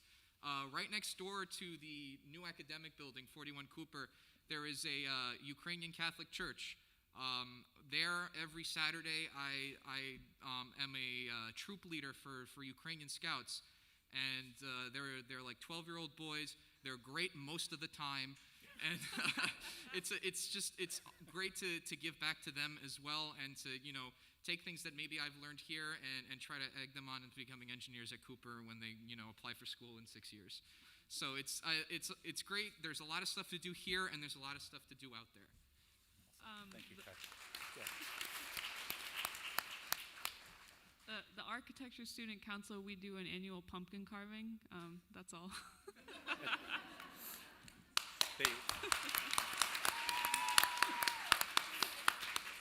I did actually have a picture of the pumpkin carving that I was going to include up there, but every time I see what they create with their pumpkin carving, I feel so inadequate about my own. I was a philosophy major as an undergrad and then did counseling and education, so I very much appreciate art, but I cannot create pumpkins the way that you all can create pumpkins. So it's definitely not that's all we do. It's a pretty amazing sort of thing to see artists, architects, and engineers do a pumpkin carving event.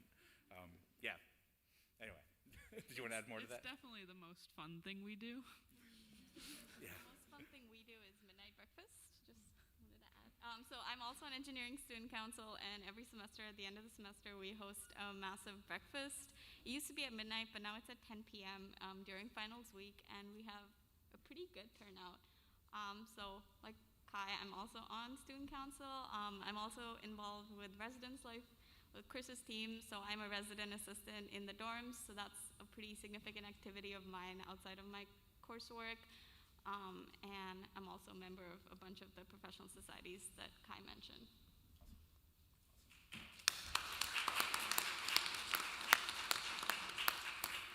Yeah, I think Kai and Sanjana are very humble. They're not on Engineering Student Council, they run Engineering Student Council, which is a lot of work, and they're very amazing. I'm on a range of different things. I was on the volleyball team for the first 2 years before COVID kind of interrupted that. I've been really lucky to be a member of the board of directors for our first chapter of the National Society of Black Engineers in quite a while. So that's been a really cool ride to be a part of. I'm also on Engineering Student Council, so I've been the mechanical engineering representative for my class for a few years, and gotten to be a part of a few committees because of that, which is really cool because you get to kind of, I guess a good example is like, curriculum committee? Yeah, there we go. Yeah. You get like you get to be there when administrators are making plans that have a direct impact on students. So that's really amazing. And I'm also the president of motorsports for the year. And I've been on the team for the last 4 years. And I have to say that's been a really amazing experience for me. I knew nothing about engineering when I started, or cars. I was just kind of like, this sounds pretty cool, and I think I'll join. And in my first year alone, I got to take apart an engine, put an engine back together. It still doesn't run, don't ask me why. I got to build a carbon fiber fuel tank, design like a transmission, like completely reharness the electrical system for an engine testing setup. It's just a really great experience because there's a ton of like different fields that are involved in a big project like that, and you don't need to know anything when you start.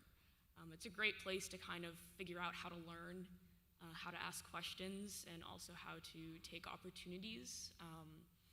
And ever since we switched to electric, I've learned a lot of things, and I think it's a really great project. Definitely a lot of stuff, practical skills that you might not necessarily learn directly in class, but are super, super helpful when you go into an internship. Thank you, Julia. Anyone else want to talk a little bit more about their? Yeah. You don't have to. I just wanted to put you on the spot. No, I have to rep art. Okay. I'm on the Art Student Council too, and I just wanted to mention like, what a unique position Cooper students have within the school, because we get to vote in each of the various committees, and I think that you can see that in how the school functions. Like, I'm on the curriculum committee, and I and other students had a direct role in the creation of the foundation curriculum that you all will be taking in the fall, and I think that that's like a really beautiful way of seeing how current students impact the lives of incoming students. Thanks, Laura.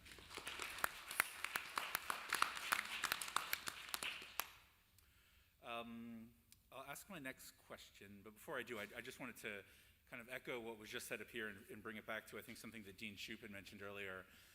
Again, just food for thought as you're sort of cogitating on this whole experience and this day and your future, and just those little things like that. But I want to stress again, this isn't the kind of institution where you're going to come and sit in the back of the room and sort of fade away into the background. This is, small classes mean everyone's going to know everybody. You're going to know your fellow students. Your professors are going to know your name. I am going to know your name. This is that kind of place. This is I'm Chris, let's have a conversation kind of place. We will, that level of intimacy really does come through. And I do think one of the beautiful things about Cooper is how involved students are in the making of the institution. People often say that Cooper Union is this ongoing project, and it's true. And I think one of the ways that Cooper Union is constantly unfolding and redeveloping and reiterating itself into these different, as we evolve, is because we have students at the table for literally all of these conversations, voting on things, making decisions about the curriculum, about the pedagogy, about our wellness programs for students. I mean, really everything we do, there's students in that space, and part of the information gathering about us making decisions, so we're not making decisions in a vacuum, which is beautiful. But it is the kind, and I say this to you all because it is the kind of institution where we want students that are really involved and are looking for that level of engagement. I think Cooper's the kind of place where you really do have an opportunity to leave your mark. You can leave here after your 4 or 5 years and really see, changes in a first-year curriculum. That, using Nora as an example, being part of the curriculum committee, there have actually been really fundamental changes made to the first-year experience that they'll be able to come back here 4 years later and see those changes still living on. You know, it really is a beautiful thing. And that's just one example, but that exists in all the spaces. So I'm going to shift gears a little bit here. And this is for anyone, either for those of you who are from New York or northern New Jersey, or for those of you who are from a bit further away. You know, I know from talking to a lot of first-year students and families the anxiety that can come with coming to New York and moving to the city and starting to study in New York City. Even if you're from New York, sometimes it's just a transition. So I'm curious if you all would maybe mind sharing just some of your either experiences and or insights as to what it was like for you to make that transition to being a student at Cooper in terms of actually living and sort of existing in New York City, and what that process was like for you, and anything to help alleviate some of the anxieties that folks may be feeling about that now, stories or tidbits that you want to share. I'll open that up in general if anyone wants to jump in. Kai, you can't go first this time. Yeji, go ahead. I mean, just, I guess moving to New York was not really anything new for me because I just grew up moving around a lot, but definitely transitioning into a dorm style living without having my parents like be there was definitely a change. I actually was roommates with Sarah over there freshman year. So I was going to say the same thing. So full circle, definitely. Yeah. And I mean, I feel like I got really lucky with the roommates that I had freshman year. I felt like it was a pretty good bunch. But there were definitely challenges in terms of like, how am I going to figure out, like, for example, food? How am I going to budget so that I have enough money for subway fare, art supplies, figure out food, like figure out other necessities. But I feel like I got a lot of help from my RA, who is Christina Byers, who graduated a few years ago. And she was really integral in just like listening to sort of what I was struggling with, giving pointers, connecting me to appropriate resources so I could get the appropriate help that I needed. And now that I'm on the other side of the coin as an RA myself with Sanjana, with Chris and Chris's team, it's been a pleasure for me to like work with the freshman students and sort of like witness their growth in terms of managing their identity, their life, academics and whatnots. And I would say it's daunting, but there's nothing to be worried about. There's a team and a whole community of people who are there to help you, and definitely take full advantage of that. Yeah. Thanks, AJ. Anyone else want to? Yeah, please, Annabella. Yeah. Oh, I was just going to compound on that. I was really grateful to be living with such a strong group of women in my first year, and especially living across the dorm, like across the street at the dorm. You're 3 minutes away from school. Moving from suburban town, I wasn't really ready for a lifestyle in New York, and just having these like really great people built into my home life, and then again living so close to school, it made the transition really easy.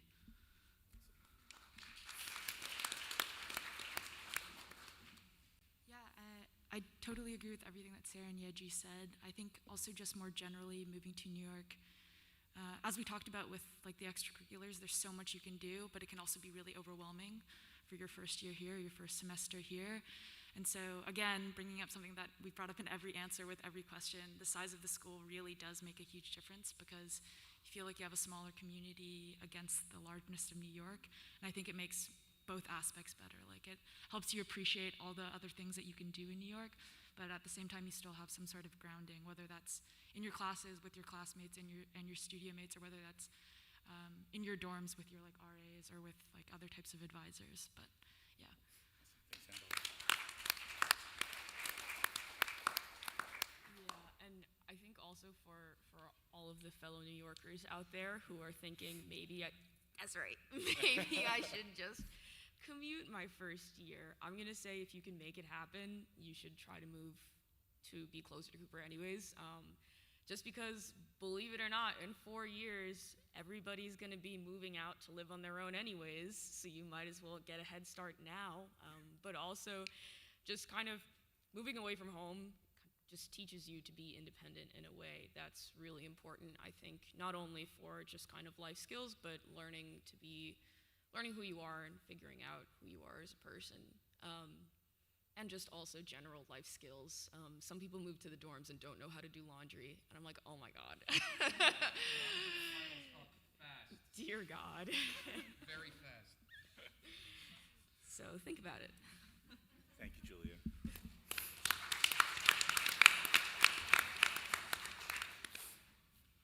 I want to add add to a little bit of that, just for context about the housing situation for folks. Know that we do, during Welcome Week and orientation, that's for everyone. Obviously, it's not just for students in the residence hall. So we'll have a number of programs and spaces designed for students that are commuting in, whether that be from an apartment in the city or from your home or from both of those if it's the same thing. So we have, Welcome Week is designed to be able to meet the needs of all students that are going to be here, those in the residence hall and those that are commuting. And for those of you who might be concerned about like years 2, 3, 4, 5, if you're architecture program, because we do only have one residence hall where we house predominantly first-year students. We do help students. We do programs. We just did one last week to try to help students in that process, where we bring in folks who know about New York City real estate and renting and help folks make those connections to sort of transition from the relative ease of living in the residence hall to sort of those next steps of finding an apartment in New York City and what that all looks like. So they'll go into that a little bit more with you at that workshop that they're going to be doing, particularly around housing. So again, I would encourage you to really participate in that and ask some of those questions to those folks. They're the ones who run that, who kind of run that workshop. I think I will pose we're down to our last 5 minutes or so here, so maybe I'll pose this last question to all 7 folks and we can go in reverse order, maybe starting with Sajna and work our way back. And I'll pose the same last question I asked the deans earlier. If you could share one closing thought with someone who's in the audience here today who's considering joining the Cooper community in the fall, what would that thought be that you'd want to maybe pass on your words of wisdom to them as they're in this space now? We'll start with you, Sajna. Okay. I think when I chose to come to Cooper, one word I heard that described the engineering school a lot was rigorous. And I think that's definitely true. Cooper is not easy. It's very challenging, but I think everyone that comes here is the sort of person who can meet that challenge. So I think we're all prepared to do it, and you can do a great job at Cooper. And I think Cooper really provides an environment where you can really find what you're interested in and work on that. And by the end of 4 years, you're going to be such a different person in the sense of like you'll see how much you've grown, and I think that's just the amazing thing about Cooper. So come to Cooper.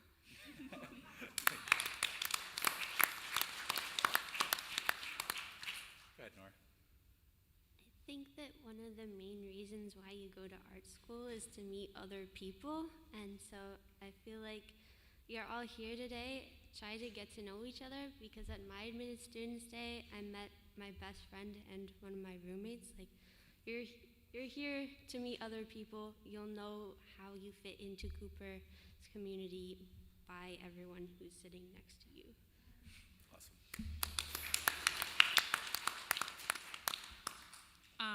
You'll never have a home quite like Cooper. I kind of wish I was in your shoes again, because I want to stay here forever.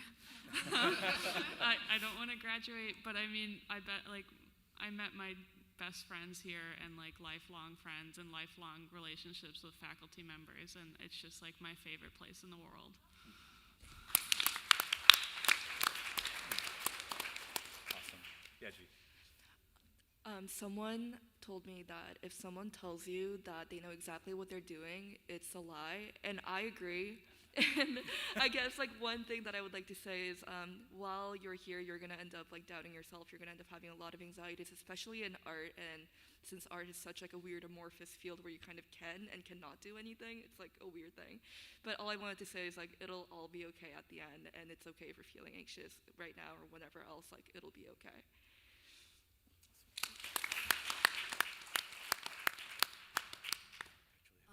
I kind of want to reiterate on a point that Dean Chamberlain made earlier about how at Cooper you can make an impact. For being real, I mean, there's a million engineering schools out there where you can get your degree and get out and maybe meet some people, but kind of get that certification that you want. But I'd encourage you guys to kind of think about what you really want to get out of the college experience and who you want to be on the other side. I was really shy when I first started, but being at Cooper and being around such amazing and strong people has kind of showed me that individuals has power. You, as an individual, have a lot of power. And at Cooper is the kind of place where you can use that to make change and achieve the things that you want. You can text your advisor at like 3 p.m. and be like, hey, I think we should do the lecture competition instead. And like in 2 days, it'll be a thing. Bam, change. So Yeah, it's just, if you come here, or if you choose at least to come to Cooper, this is a place where you can get a lot of things done if you set your mind to it. So if that's what you want out of your college experience, and it's totally fine if you don't, let's just reiterate that as well, but if that is what you want from your college experience, then I'd really recommend Cooper as an option.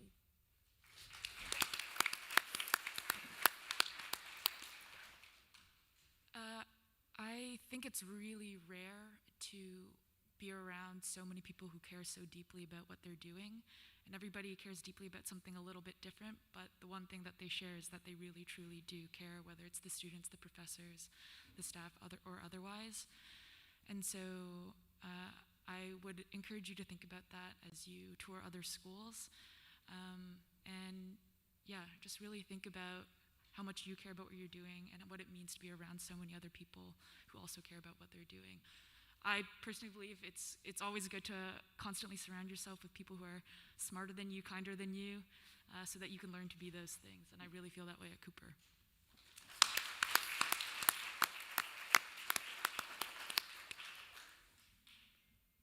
If you choose to attend this institution, you will probably work harder than you have ever worked before. But if you stay motivated, if you stay humble, if you ask questions, if you talk to people, then you will also learn more than you have ever learned in your life. Not only about the discipline you choose to study, but also about yourself.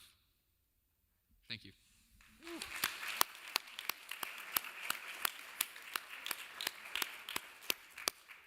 I could not have said that any better myself, Kai. Amazing.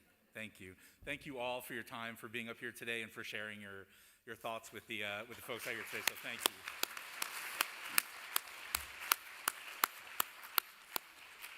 you. I'm not going to speak for everybody up on the stage right now, but I know the 7 folks that are up here, and I am sure that if you have any questions, concerns, or anything about something that they asked or whatever, they will be around, and please feel free to, ask them. They will. They painted a very lovely picture, and I think a very accurate picture of Cooper Union. I also will say they are all very honest and forthright people, and if you have a very direct question for them, they will tell you like it is. And that's not just true of the 7 folks up here today. I believe it's true of all 900 plus students that we have here at Cooper. So, and all of the faculty and staff too. I mean that today. Ask the hard questions. Ask what you need to know. Ask what will help you feel at ease about making your decision to join us if you haven't already made that. We'd love to answer those questions for you. Without further ado, I am going to turn things back over to Vice President Campbell here, and thank you again to the students for finding some time today.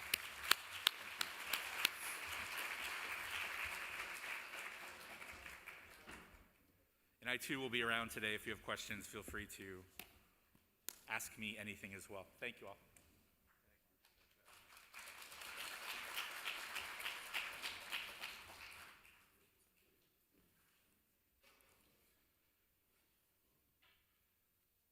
I'm so inspired. After listening to our students speak, I would like to be 18 again. So you have been an incredibly attentive and patient audience. We would never typically ask you to sit for a couple of hours, and so we're going to get you all moving very, very shortly. But we're going to do that in a precise way because if we don't, we'll have lots of congestion at doors and elevators and various other places. And so this is for the students only. We're going to dismiss students only first. We're going to do that in the following order. If you are an electrical engineer, I would ask you to stand, and there are staff and students at the back of the room with Peter Cooper signs. They are waiting for you. Electrical engineers, students only.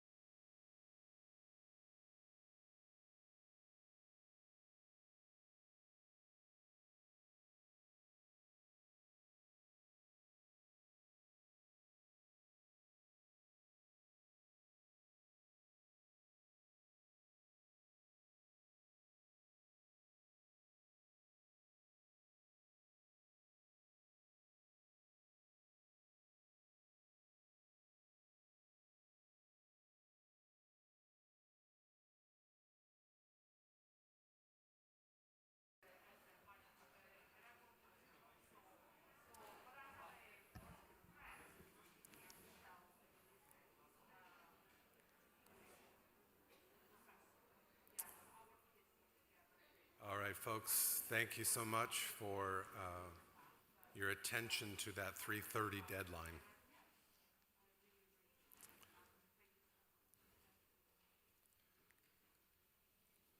When we were planning this portion of the day and we thought about what we should do here, it was kind of obvious to all of us in the admissions office what would make sense. And it's like, of course, it's David. So I'm going to do the formal introduction. Professor David Gersten is the Director of Interdisciplinary Learning and a member of the faculty of the School of Architecture, and is also an alumnus of Cooper Union. In addition to an illustrious professional career, his academic experiences have included stops at almost every imaginable role within the School of Architecture here at Cooper, Associate Dean, and for a brief time as Acting Dean. David is a curious person who has traveled the world. He's been a visiting professor at prestigious institutions in China, Denmark, Argentina, Bolivia, and even Rhode Island,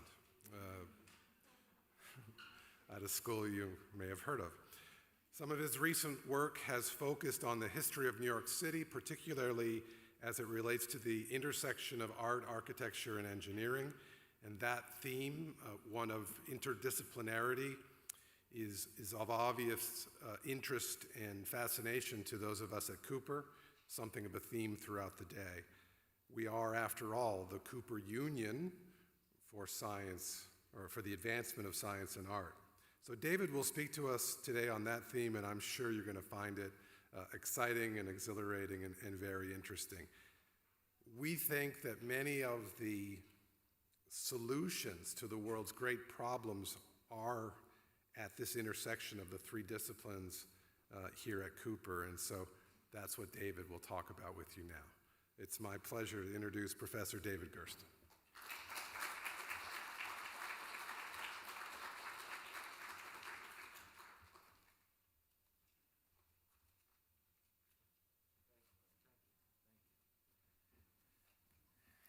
Thank you for that really kind introduction, Mark. And hi, everybody. It's great to see you all. Thank you for coming today, and welcome to the Cooper Union. Yeah, as Mark said, I'm an alumni. I was a student here in the School of Architecture in the mid-1980s, and in fact, I never actually left. Sort of like what one of the students said earlier, the dream of staying. I've been able to live that dream. I've been teaching here for more than 30 years. So the first thing I want to do is congratulate all of you on your children entering this community. It really is a truly remarkable place. I feel incredibly honored and really just lucky to have been a part of this community for really my whole life. And I'd say, having just this past September brought my own 18-year-old daughter to college, I know that as a parent it can be a time of great excitement, and it can also be a time filled with questions. Like what are they going to be doing in this new place? And I also know that for some of you it may be your first time here at the school and your first time in this great hall. So what I'd like to do today is begin by sharing a little bit of the history of this place and how some of that history and legacy contributes to our mission today and to the work that we're all doing here in the Cooper community today. And I want to begin, I think I advanced the slide without intending to, but, oh, the slides aren't up. Can we put the slide up? Yes, thank you. That's Peter Cooper, our founder. And I want to begin with a short story about Peter Cooper. So in 1859, as this building was being completed, Peter Cooper was watching a young lawyer in Illinois who wanted to be president. We were heading towards the Civil War. Peter Cooper believed that Abraham Lincoln was the voice and the vision that the country needed. He also felt that he probably didn't have much of a chance of becoming president because nobody really knew who he was at that time.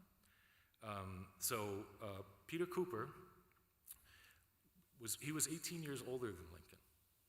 And in fact, it's kind of a little interesting detail that Peter Cooper, Abraham Lincoln, and Charles Darwin all share the same birthday, which is February 12th. Darwin and Lincoln actually share the same year, which is 1809, and Peter Cooper was 18 years earlier in 1791. So by 1859, Peter Cooper was a well-known and beloved figure in New York City. And he decided to invite Abraham Lincoln here to the Great Hall during his campaign, where he gave his Right Makes Might speech, incredibly important moment in the history of the country and certainly in his campaign. Lincoln became a national figure within a matter of weeks. And the rest we know. He won the presidency and he shifted the historic trajectory. Now, so that was the beginning of the Great Hall. Because almost immediately, Cooper Union became known as a place where you go if you had something to say. And Susan B. Anthony, Elizabeth Cady Stanton, all right, 1860, founding the women's suffrage movement and working towards women's right to vote. Frederick Douglass, 1863, abolitionist. Red Cloud, 1870. W.E.B. Du Bois. Eleanor Roosevelt. Pearl Buck. Bobby Seale. If you wanted to change the world, you announced it at the Cooper Union. And literally here in this room.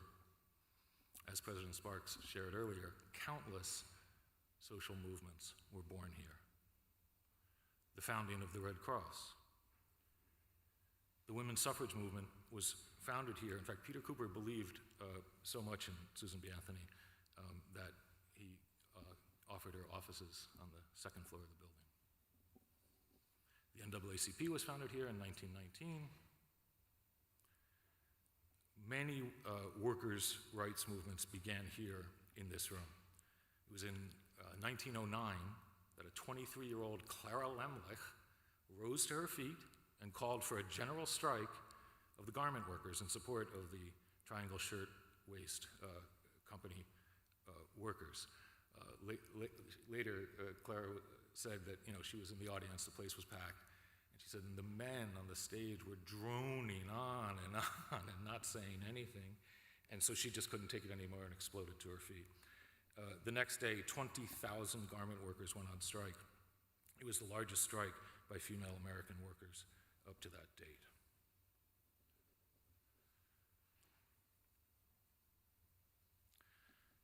Many presidents have spoken here. Before they were elected, Presidents Lincoln, Grant, Cleveland, Taft, Theodore Roosevelt, and Barack Obama all spoke here, as well as sitting presidents Woodrow Wilson, Bill Clinton, and Barack Obama. We have a list of well over 1,600 seminal speeches given in this great hall.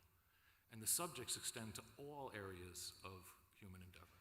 Robert J. Oppenheimer, physicist who made the atomic bomb, to Edward Muybridge, the photographer who brought the shutter speed in the camera to under a second, Nikola Tesla, the inventor, to artist Joseph Beuys, from Susan Sontag to Cornel West, to Naomi Klein to Senator Sherrod Brown. This space and this institution is a site of monumental civic moments that have removed barriers and transformed the world.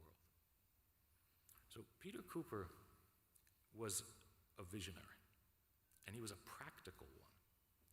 In creating the Cooper Union, he created a civic forum for open discourse and debate, and he created a school, a free and open school, that in its founding removed many barriers to education. This is at a time when widespread public education in America didn't exist, and I mean not even for children. Peter Cooper founded this school on the principle of inclusion, of removing many of the barriers to higher education that in that time were completely ubiquitous. He removed barriers based on race, gender, religion, and social economic background.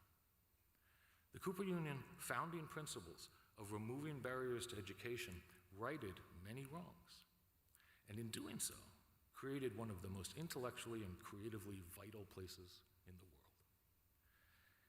I mean, this really tiny educational institution has had an enormous impact across all areas of life and across the world. And I believe this was no accident of history. I mean, it's not that, like, Peter Cooper removed all the barriers and, it also happened to become an incredible school. Right? Peter Cooper understood that the barriers to education were profoundly unjust to those that they excluded, and those barriers also impoverished the internal life of an educational institution. So barring any segment of the population creates a diminished geography of human experience and knowledge within the educational community. So in creating the Cooper Union, Peter Cooper unleashed the profound idea that removing barriers to education creates a dynamic crucible of interaction, where a great diversity of people can share their experiences, can interact and co-evolve, and developing new linkages and new questions. So a place of free thought and of voice, of sharing ideas and engaging in civic discourse that celebrates our differences, leading to a deeper understanding of what we share. The educational project of the Cooper Union and the social political project of the Cooper Union are inside of each other. They're inseparable, and they are structurally interdependent. Right? So the free speech of the Great Hall, this social contract, moves up right through these columns. And it's structurally holding up each of the stories above. It's holding up the entire project of the Cooper Union. Share just one sort of interesting example of how this impacts the literal spaces of the school. As you entered the hall today, as you came down those stairs, you may have noticed something about it that seemed kind of unique, which is there are two stairs, right? It's a double stair, and it's divided by a simple wall as you're coming down. On one side, it's just wide enough for one person to walk alone. It's inviting us to enter and exit the Great Hall in silent contemplation, right? In personal inner thought. The second stair, right next to it, divided by that wall, is wide enough to walk together with others. It's an invitation to enter and exit the Great Hall engaged in conversation. So it's a very simple and subtle choice that we get to make each time we enter or leave the Great Hall. And this speaks to the social contract that is embedded in the entire Cooper Union. The singular, the individual, and the many, the social. The podium and the audience. This relationship between individual voice, personal imagination, and social and civic engagement are manifest in all of the spaces and in all of the lived educational experiences of the Cooper community. So those double stairs, they were built in 1975 when John Haydock, our beloved founding dean of the School of Architecture, redesigned the entire interior of the foundation building. And many of the spaces throughout the building poetically speak to the ethos of the creative imagination engaging civic shared questions. So striving for a better world through individual creativity within a willing community. This really is the heart of this project, the Cooper Union. It moves through all of our programs and spaces. So the transformative impact of the social movements and the educational project of the Cooper Union have been felt across the world. And I want to share with you one project that we do here that engages students in many of these questions and histories, and it fosters an ethos of civic engagement and of contributing to our broader society. And the project is called New York City, a 5,000-year history. This is a new interdisciplinary project taking on many different forms, first as a class and also a series of interdisciplinary workshops, bringing together students from all of the schools. Now, there are a number of ideas that underlie New York City, a 5,000-year history. First is the idea that New York City is a crossroads of people and cultures from all over the world. And as such, it contains this great diversity of knowledge, of cultures, of experience, of history, that literally goes back millennia. And these are woven into the living fabric of the multitude of communities that make up New York City. So New York City can be understood as a living ecosystem of cultural diversity. And it's in a state of continuous transformation. One of the other key ideas of New York City, a 5,000-year history, is that all of the disciplines pursued here at the Cooper Union, the disciplines of art, architecture, engineering, and the humanities, are deeply woven into the evolution and construction of New York City. Right? So these disciplines, they all have long histories. They've all been evolving for a very long time, and of course, they're global in their origins and in their reach. So this makes looking at and attempting to understand New York City far more than a historical exercise. We can see New York City as a living laboratory to explore a millennium of histories and develop new questions within our disciplines and between our disciplines that address the challenges of our increasingly complex world. So working with students from all three schools, we immerse in these histories and in these cultures and different ways of knowing, different forms of knowledge. And we create conversations and works around how they're all interacting. So, reading the city carefully, listening to it carefully, offers great insights into how it has evolved and to our own historic evolutions, to who we are, to how we have lived, to how we live today, and perhaps will live in the future. So I want to share with you a few specific fragments from the project to offer some sense of the kinds of questions that we're engaging. And I'll start with another story that involves Peter Cooper and that literally moves through the Cooper Union. The elevator. The invention of the elevator is one of those amazing stories. It's a hinge moment that, in a remarkably short period of time, brought about a dramatic and long-lasting impact. And it started here at the Cooper Union. And this story really is a link between two people: Elijah Otis, the inventor of the elevator, and Peter Cooper, founder of the Cooper Union. So in 1859, when Cooper Union opened its doors, it was the tallest building in New York City. I mean, this building was the tallest building in New York City. It's 8 stories. And this is the kind of environment that New York was. When it was built, it contained an elevator shaft. Now, this was an empty elevator shaft that waited 4 years until Elijah Otis invented the elevator. Now, Elijah Otis and Peter Cooper were friends. So Peter had heard of this coming invention, and the Cooper Union was built with a shaft ready for the elevator. Now, it's actually kind of funny because Peter Cooper, it's like the Jetsons, right? He built a tube for moving people, right? He was imagining the future where people would move in tubes. And when Elijah came and showed up with the elevator, it was a square. And so it had to be really small because it had to fit inside of a circle, so square inside of a circle. There was not a lot of space in there.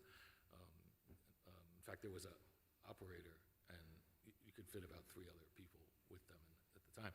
When John Haydock did the renovation, he turned it into the elevator we have today, which is the circle inside of the circle. When Elijah Otis installed that elevator, from that moment forward, the city exploded upward. I mean, in a matter of years, within a decade, the whole place started changing. 8 stories was the tallest building in New York City because nobody wanted to walk higher than that. Right? So the elevator removed that barrier and unleashed a vertical movement that became the city we know. And this, of course, spread around the world's cities. Now, of course, in a story like this, the details matter. Because if you think about it, how could that be the first elevator? I mean, I would imagine King Henry IV had a room that, you could raise and lower with ropes. I mean, I would guess that even, there was some form of elevating rooms in Rome or Egypt. So what did Elijah Otis invent? He invented what is called the safety elevator, an elevator containing a mechanism that stopped the elevator cab from falling if the cable was cut. This is Elijah at the World's Fair in 1853 demonstrating the cutting of the cable and that the car stopped after like a foot because it had an accelerating wheel in it. This securing mechanism removed the risk of injury or loss of life if the cable was cut or broke, and in doing so, it created the safety and credibility necessary for the elevator to be widely used by the public, meaning it made the vertical movement within this tiny little space a public space because it was now safe and you could inhabit it, right? Creating an entirely new geography of human inhabitation. The city exploded vertically. So in removing the vertical barrier of walking above 8 stories, the safety elevator unlocked, and I would say mobilized, the resources that fueled the 150-year vertical rise that is New York City and the world's cities. The elevator, in many ways, is far more than a material device or a machine or a tool. It's a spatial idea, one that transformed all cities since its invention.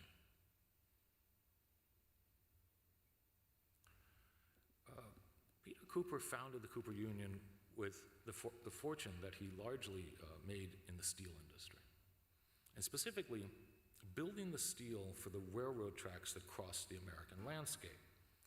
And that brings me to another hinge moment that I'd like to share. So, the railroad system. In 1869, 10 years after the opening of the Cooper Union and the installation of the first safety elevator, the Transcontinental Railroad was completed, connecting the east and west coasts of the North American continent.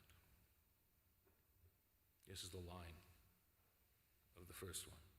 And this is a quote from Rebecca Solnit, who wrote a wonderful book called River of Shadows, looking at the construction of the Transcontinental Railroad in relation to photography. Quote, once, the North American continent had taken months to cross, and the passage was arduous and perilous. In the decade before the railroad, the time had been whittled down to 6 or 7 grueling weeks, barring accidents. With the completion of the railroad, those 3,000 miles of desert, mountain, prairie, and forest could be comfortably crossed in under a week. No space so vast had ever been shrunk so dramatically. The Transcontinental Railroad changed the scale of the earth itself, diminishing the time it took to circumnavigate the globe. End quote.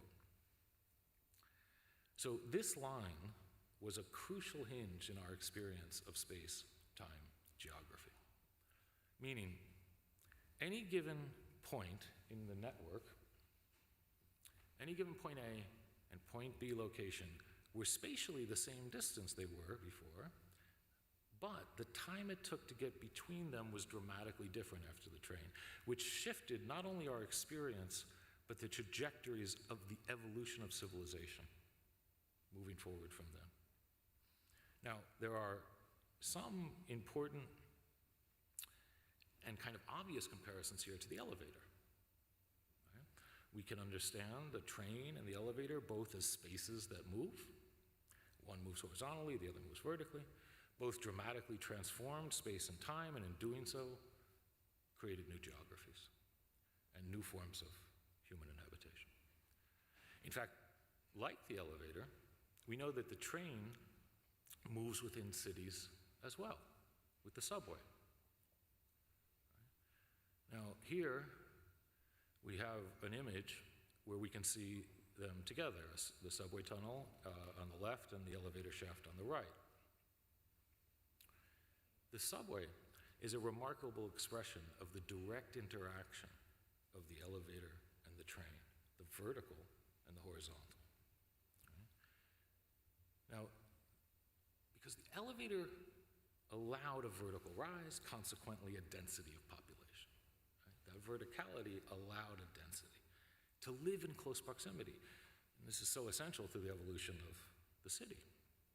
And by 1904, the vertical rise of the towers of New York City, allowed by the elevator, created a density of population that moving horizontally required us to go underground. Right? The density of people and the frenetic movement on the ground in the spaces between the towers, it was so full that it became more efficient to construct passages for the trains within the thickness of the earth itself. And this was a first in human history. Right? With the new way of the subway, we crossed a certain kind of border in the stories of cities and people. But the train brought more than this to the city. In collapsing the vast distances in horizontal geography between cities, the train brought into close proximity people of vastly different regions who would otherwise never meet or communicate. This is another quote from Rebecca Solnit. Quote, "Before, most communities had relied largely on local materials for building supplies, provisions, and other materials. Roads were bad and sometimes dangerous. Horses were expensive, and each village and town lived in a kind of isolation hard to imagine now. Most people who wanted to get somewhere walked, and many lived and died having never gone further than a day's walk from home." End quote. So here, the spatial temporal collapse across these vast geographies brought about by the train networks. These were, of course, global. They were part of a growing network of interaction that ultimately radically transformed all human endeavors. And this brings me to another hinge I'd like to share. And this is the telegraph and the transatlantic cable. Peter Cooper was also directly involved in pulling the transatlantic cable. It's kind of nuts, right? All these things he did. Linking communications between the two continents and compressing weeks into seconds in the exchange of information and ideas. So between 1857 and 1866, there were 5 attempts to connect the continents with a communications cable, each with varying degrees of success, finally achieving continuous communication link in 1866.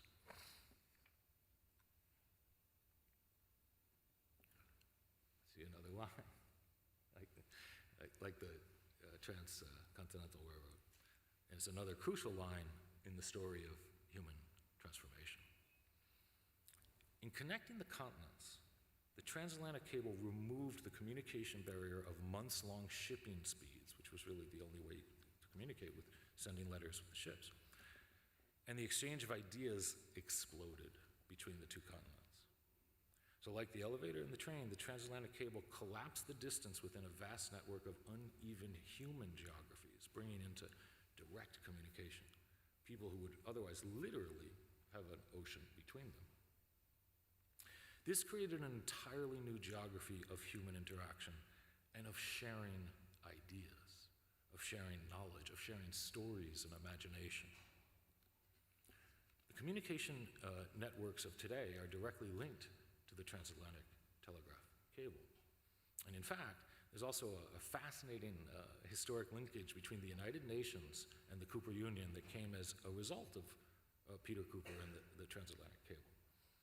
It's kind of a long story, but the really short version for now is that in 1865, the International Telegraph Union was formed. It started with about 20 nations that recognized that this new form of communication allowed by the connection of the telegraph cable would dramatically alter the possibilities of cooperation, of interaction, of communication between nations. And this is one of the oldest international governmental organizations in the world. The descendant of this organization, now called the International Telecommunications Union, ITU, is still one of the 15 specialized agencies of the United Nations. And it is, in fact, the oldest, and the United Nations itself designates it as its earliest predecessor. So, removing the communications barrier unlocked the resources, released 150 years continuous transformation of global communications. And while global communication networks have obviously dramatically transformed since the pulling of that cable, the real meaning and the value of the transatlantic cable and the global communications revolution that it unleashed, it continues to be found in the exchange of knowledge and information, in the sharing of ideas and imagined futures, and creating the possibilities of working collaboratively to construct them.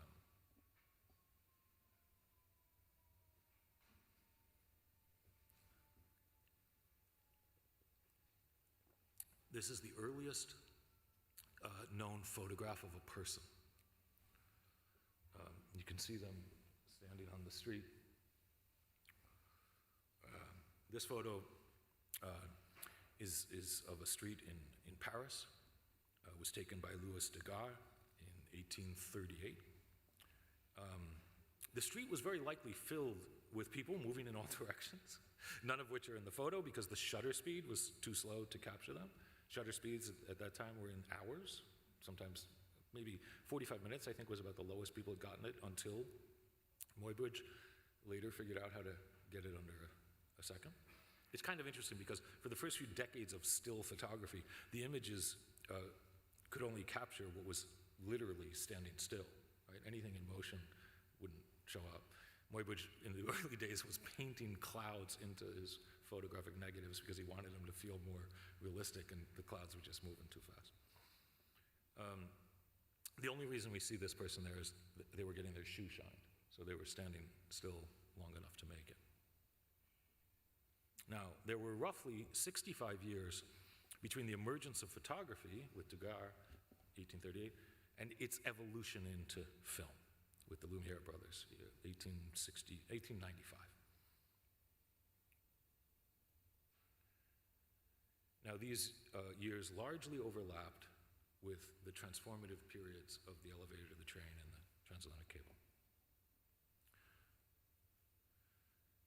So through all of these hinges and new ways of moving, new ways of communicating and experiencing the world, photography and film were and continue to be some of the most mysterious and I would say remarkable transformative forces. This is a photo of Thomas Edison with an early film camera. Thomas Edison went to Cooper Union. Sorry. Photography and film allow us to experience the past in the present. They collapse point A and point B's in space and time. Now, in the most basic sense, what I'm saying is that a photograph happened at a point in time when it was taken, and it is happening at any given time when it is viewed. You see? So this photo we are looking at happened in 1928, and we can recognize it now. We can recognize it. That is Thomas Edison at the right, demonstrating his movie camera to Kodak founder George Eastman. Meaning there is a moment, a point A, when a photograph captures its subject, and that point A moment is held in the image and carried forward towards all the point B moments when the photograph is experienced. So like the train and the telegraph, photography and film collapse time. They create new geographies, linking a multitude of past moments into the experience of the present. And in many ways, photography and film and the modern city all grew up together.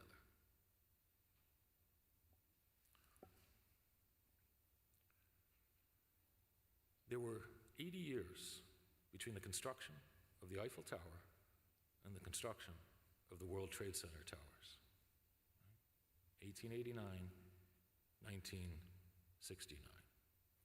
Now, 80 years, it's kind of an astonishing thing that those two moments are that close to each other in time.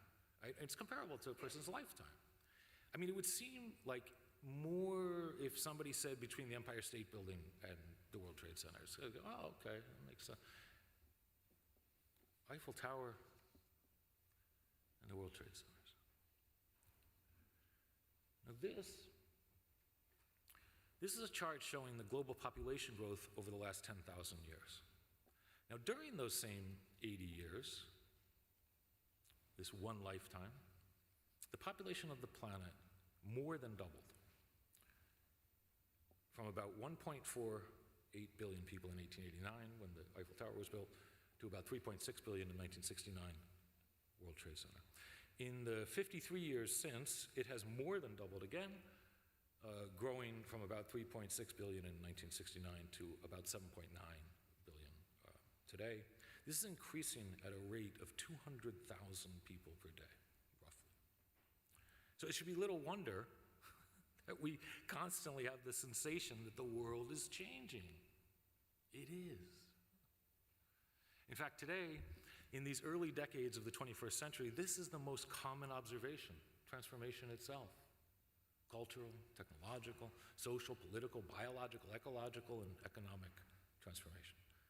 We are in the midst of unprecedented realignments and rearticulations of every aspect of our lives. And we are certainly in uncharted waters. There are people and communities and organizations and institutions across all disciplines and across the globe that are increasingly confronted by the need for new models of asking the extraordinarily complex questions of our time. In fact, when Abraham Lincoln spoke here in 1860, as I mentioned earlier, to address the challenges of that time, very specific, intense challenges, there were 1.2 billion people on the earth. And when Martin Luther King gave his I Have a Dream speech in 1963, which is just 59 years ago, there were 3.2 billion people on the earth. So, when we look at this chart of the last 10,000 years, population, we can ask, I think, a simple but perhaps the most mysterious question. What happened? I mean, look at this astonishing curve. The growth of human population on Earth, it would seem that something happened. Now, this is a line, 2.5 million year long line, and you don't even see the blip. I want to just sort of share the scale change and the sense of explosive growth. You can see us way over the horizon there, coming up, right? I mean, going along for millions of years of evolution, and then boom, right? In this unbelievably short time. I mean, this is a 1,000-year time frame. It's still a radically vertical curve. Right? Boom. The world's population is 12 times what it was just 300 years ago. It's 150 times what it was 5,000 years ago. 150 times. So, to ask what happened is to open up an extremely complex and very rich set of questions with no singular origin point, no singular explanation, no singular answer. When we ask what happened, we're also asking what may happen. Where are we going? What's to come? And most importantly, what role can we play in creating a better future? The transformations of our time, they contain incredible challenges and great opportunities. We are immersed in waves of transformation. We are, of course, surrounded by multiple forms of crises, billions of people at risk. I mean, the very tangible potential of education to create a better world, to transform the lives of the most vulnerable, creates an urgent call. And responding to this call is at the heart of this project, the project of the Cooper Because education, the evolution of knowledge, it affords us unique means of navigating the challenges we face, individually, as a community, and a civilization, and creating the transformations that aspire to our best hopes and aspirations. Now, in this project, New York City, A 5,000-Year History, we engage in this very large arc of content, asking questions of our city, of our disciplines, of our world, our humanity. There are literally, thousands of moments, hinges, turning points within different time frames. And they're all interacting in this kind of endless story of life and civilization that moves through New York City. It's a close examination of the city and the nature of transformation itself, looking at a vast range of moments in the histories of art, architecture, engineering, science, poetry, film, theater, technology, finance, politics, industry, biology, medicine, religion, and literature. So I want to offer just a bit more of a sense of what we're doing in the project. Now, just now, we very quickly looked at the invention of the elevator, the train, the telegraph, and the emergence of photography and film. Right? So, their impact on space and time. So in the broader project, I just want to very quickly share how that blossoms. In the broader project, we'll look at the invention of modern corporations. We study financial instruments, debt, equity, compound interest, market functionality, and modern banking, and their impact on space, time, resource distribution, and collective judgment. We study pre-Greek forms of reenactment of myth and ritual as modes of navigating complexity, and the birth of the Greek theater, and the hinge in storytelling and perception that brought. We look at Yoruba culture, and specifically the transformations of Yoruba polytheism through many forms of recombination in the sciences and arts. We look at the water infrastructures of New York City and the enormous multi-decade projects that bring life-giving water to this city. We study the birth of the nuclear and its links to financial securitization today. We look at the formation of the United Nations and the articulation of the United Nations Sustainable Development Goals. This is a framework that was put in place by the UN in 2015 to address the most significant challenges on Earth: famine, climate crisis, to education, gender equality. We look closely at representation, at drawing and painting, and the long shattering of the picture plane and painting between 1880 and 1960, from Cézanne to Braque Picasso to Malevich. I always tell my students that a drawing can be of something, but it always is something. Question of representation and being. I also tell them that we should not make drawings to show something, but to see something. Another kind of inversion. We look closely at questions of perception and experience. As an example, I often work with the question, when we look in a mirror, why does our image flip horizontally and not vertically? It takes a half hour to begin to answer that, so I'll just leave that one hanging.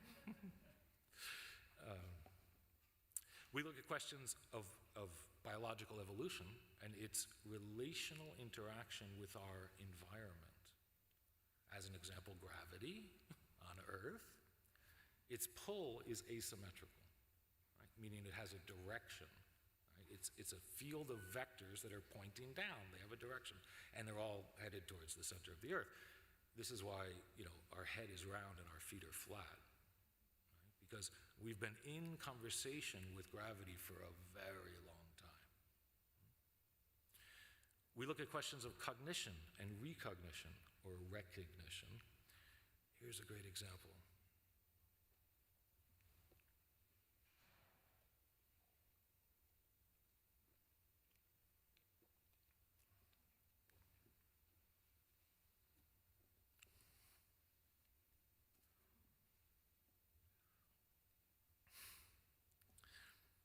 often write that on a chalkboard and wait about 15 seconds and then erase it. Because those were, of course, 82 numbers and letters. And now you can remember their order.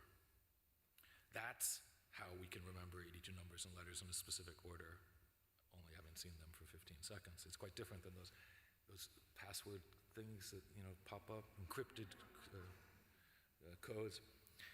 So cognitively, there's a technical name for that. It's called chunking. I think that's hilarious. Chunking. Because that's, in some sense, what we're doing, right? We're gathering together and constructing meaning by assembling relationships. And then that's, of course, how we remember them. We member them, and then we remember them. Right? So it's a large part of how we make sense of the world. So, from the cave drawings to the dawn of cryptocurrencies, the conversations explore many forms of comprehension, understanding, perception, action, and expression. Most importantly, we're searching for unknown linkages, right, that we perhaps have not yet imagined, for recombinations of ideas that could contribute to our understanding of our times, and the role that we could play in creating the transformations to come. One of the really beautiful and important ways that we do this is through project-based research. So each of the students pursue a project, individually or in collaboration. These are based on exploring linkages between New York City, the United Nations Sustainable Development Goals, and specifically to do this through finding connections to the students' personal life experience, right, the experiences of their lives. So each student selects one of the challenges articulated in the Sustainable Development Goals, and through their curiosities, their experiences, what they're interested in, they develop projects to explore these crises in relation to New York City. Right? So it's something like thinking of New York City, the Sustainable Development Goals, and each person's lived experiences as three sets of lenses, right, that can be moved in relation to each other, and through which we can perceive and engage in large civic challenges that our world faces today. See, because many of these crises that we face today, they can be understood as crises of comprehension. Right? They can be understood as crises of understanding. And changing the world literally means changing how we understand it, how we experience it, how we act in it, how we speak it to ourselves and others. So these are creative research projects. They take many forms of expression from the disciplines of art, architecture, and engineering. So these are writing, drawing, making, mapping, photography, film, computation, chemistry, physics, music, and poetry. All forms of inquiry and expression are pursued. Here, you could say that we're asking, how can we remember 7.9 billion people, each with their own individual specific lives, their own voices? How can we recognize each of these lives as fundamentally and ethically equal to all the other lives on Earth? There is a word for this, and it's not chunking. It's empathy. Our empathetic imagination, our empathetic intelligence, when fostered, grows and develops into an ethics, a dedication of purpose that is central to the ethical engagement of all of our disciplines, and to crafting our shared stories of mutual understanding. So to return to where we began with this Great Hall and its long history of social movements and civic engagement. If there's one thing that I'd like to share with you today, and perhaps the most important thing I could share as your children enter this community, it's that the educational, ethical, social, political project of the Cooper Union is very much alive. If you want to change the world, the Cooper Union is still where you come to do it. lot has happened here in this last 160 years, and there is more to come. And it will come from your children, from their questions, their voices, their creative urgencies, and their civic imaginations. Because the urgent need for social movements and exploratory works of empathy and ethics, that's as present as it's ever been. And it is for all of us, all of our students and the entire community, to ask the questions that have not yet been imagined, and to listen to the unheard voices, and to find the movements of our time, and to create the transformations that embody our best hopes and aspirations. This is the social contract that your children are entering. And this is the structure that holds up the Cooper Union. So thank you and welcome.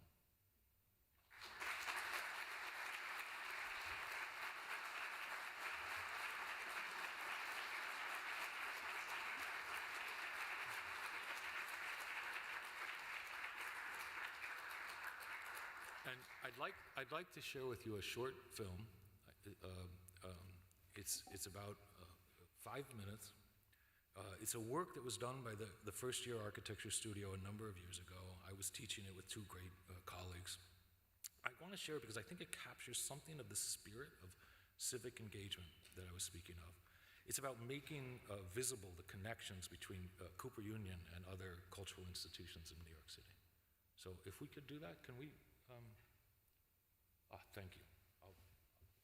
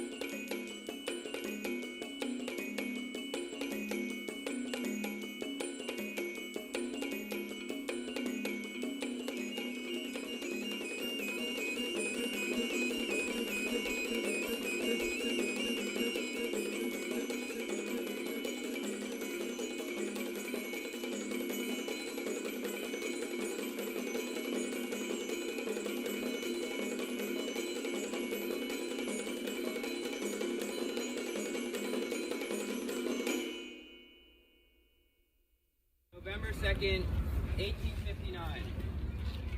Originally published in Cooper Union Tracts, November 2nd, 1860. After the introductory lecture to the course of scientific instruction by Dr. John W. Draper, Mr. Peter Cooper, being called upon by the audience, made the following remarks. It is, my friends, at all times difficult to speak with strict propriety of matters pertaining to oneself. The occasion that has brought us together is one on which my mind has dwelt with long and anxious hope. It is now my privilege and joy to welcome the youth of this city and country to all the benefits and privileges of this institution. It will be, my friends, entirely out of my power to give you any clear idea of the labor and efforts that have been required to obtain the means necessary for the erection of this building. A building now entirely devoted, with all its rents and revenues, of avert name and nature to the advancement of science and art. This building has scarcely been absent from my thoughts a single day for nearly 30 years. I have labored for it by night and by day with an intensity of desire that can never be explained. It is now my fervent hope that the youth of my native city and country will constantly throng these halls with eager efforts to gain that kind of useful knowledge which is needed to make them wise, good, and useful to themselves and to their country. I trust that all the youth of our city and country, through all coming time, will realize that this institution has been organized for their special use and improvement, and I trust that they will rally around and protect it and make it like a city set on a hill that cannot be hid.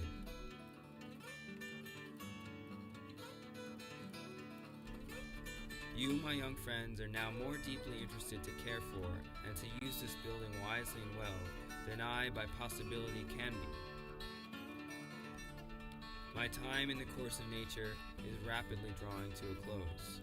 While you may have many long years to enjoy the benefits of this institution, or to suffer the consequences of a neglect to improve the opportunities here offered, as this building has been erected solely for your advancement in science and art.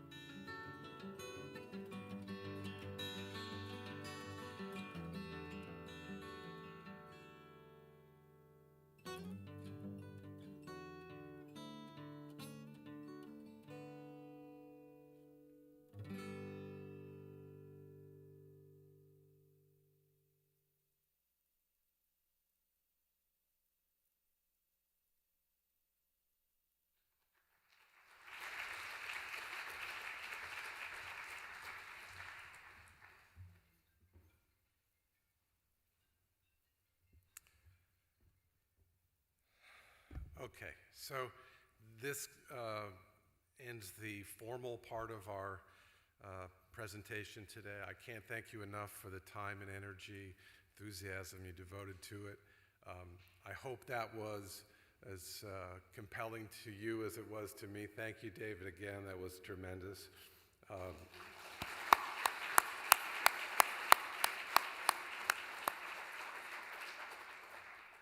And now, as it turns out, I have an elevator problem.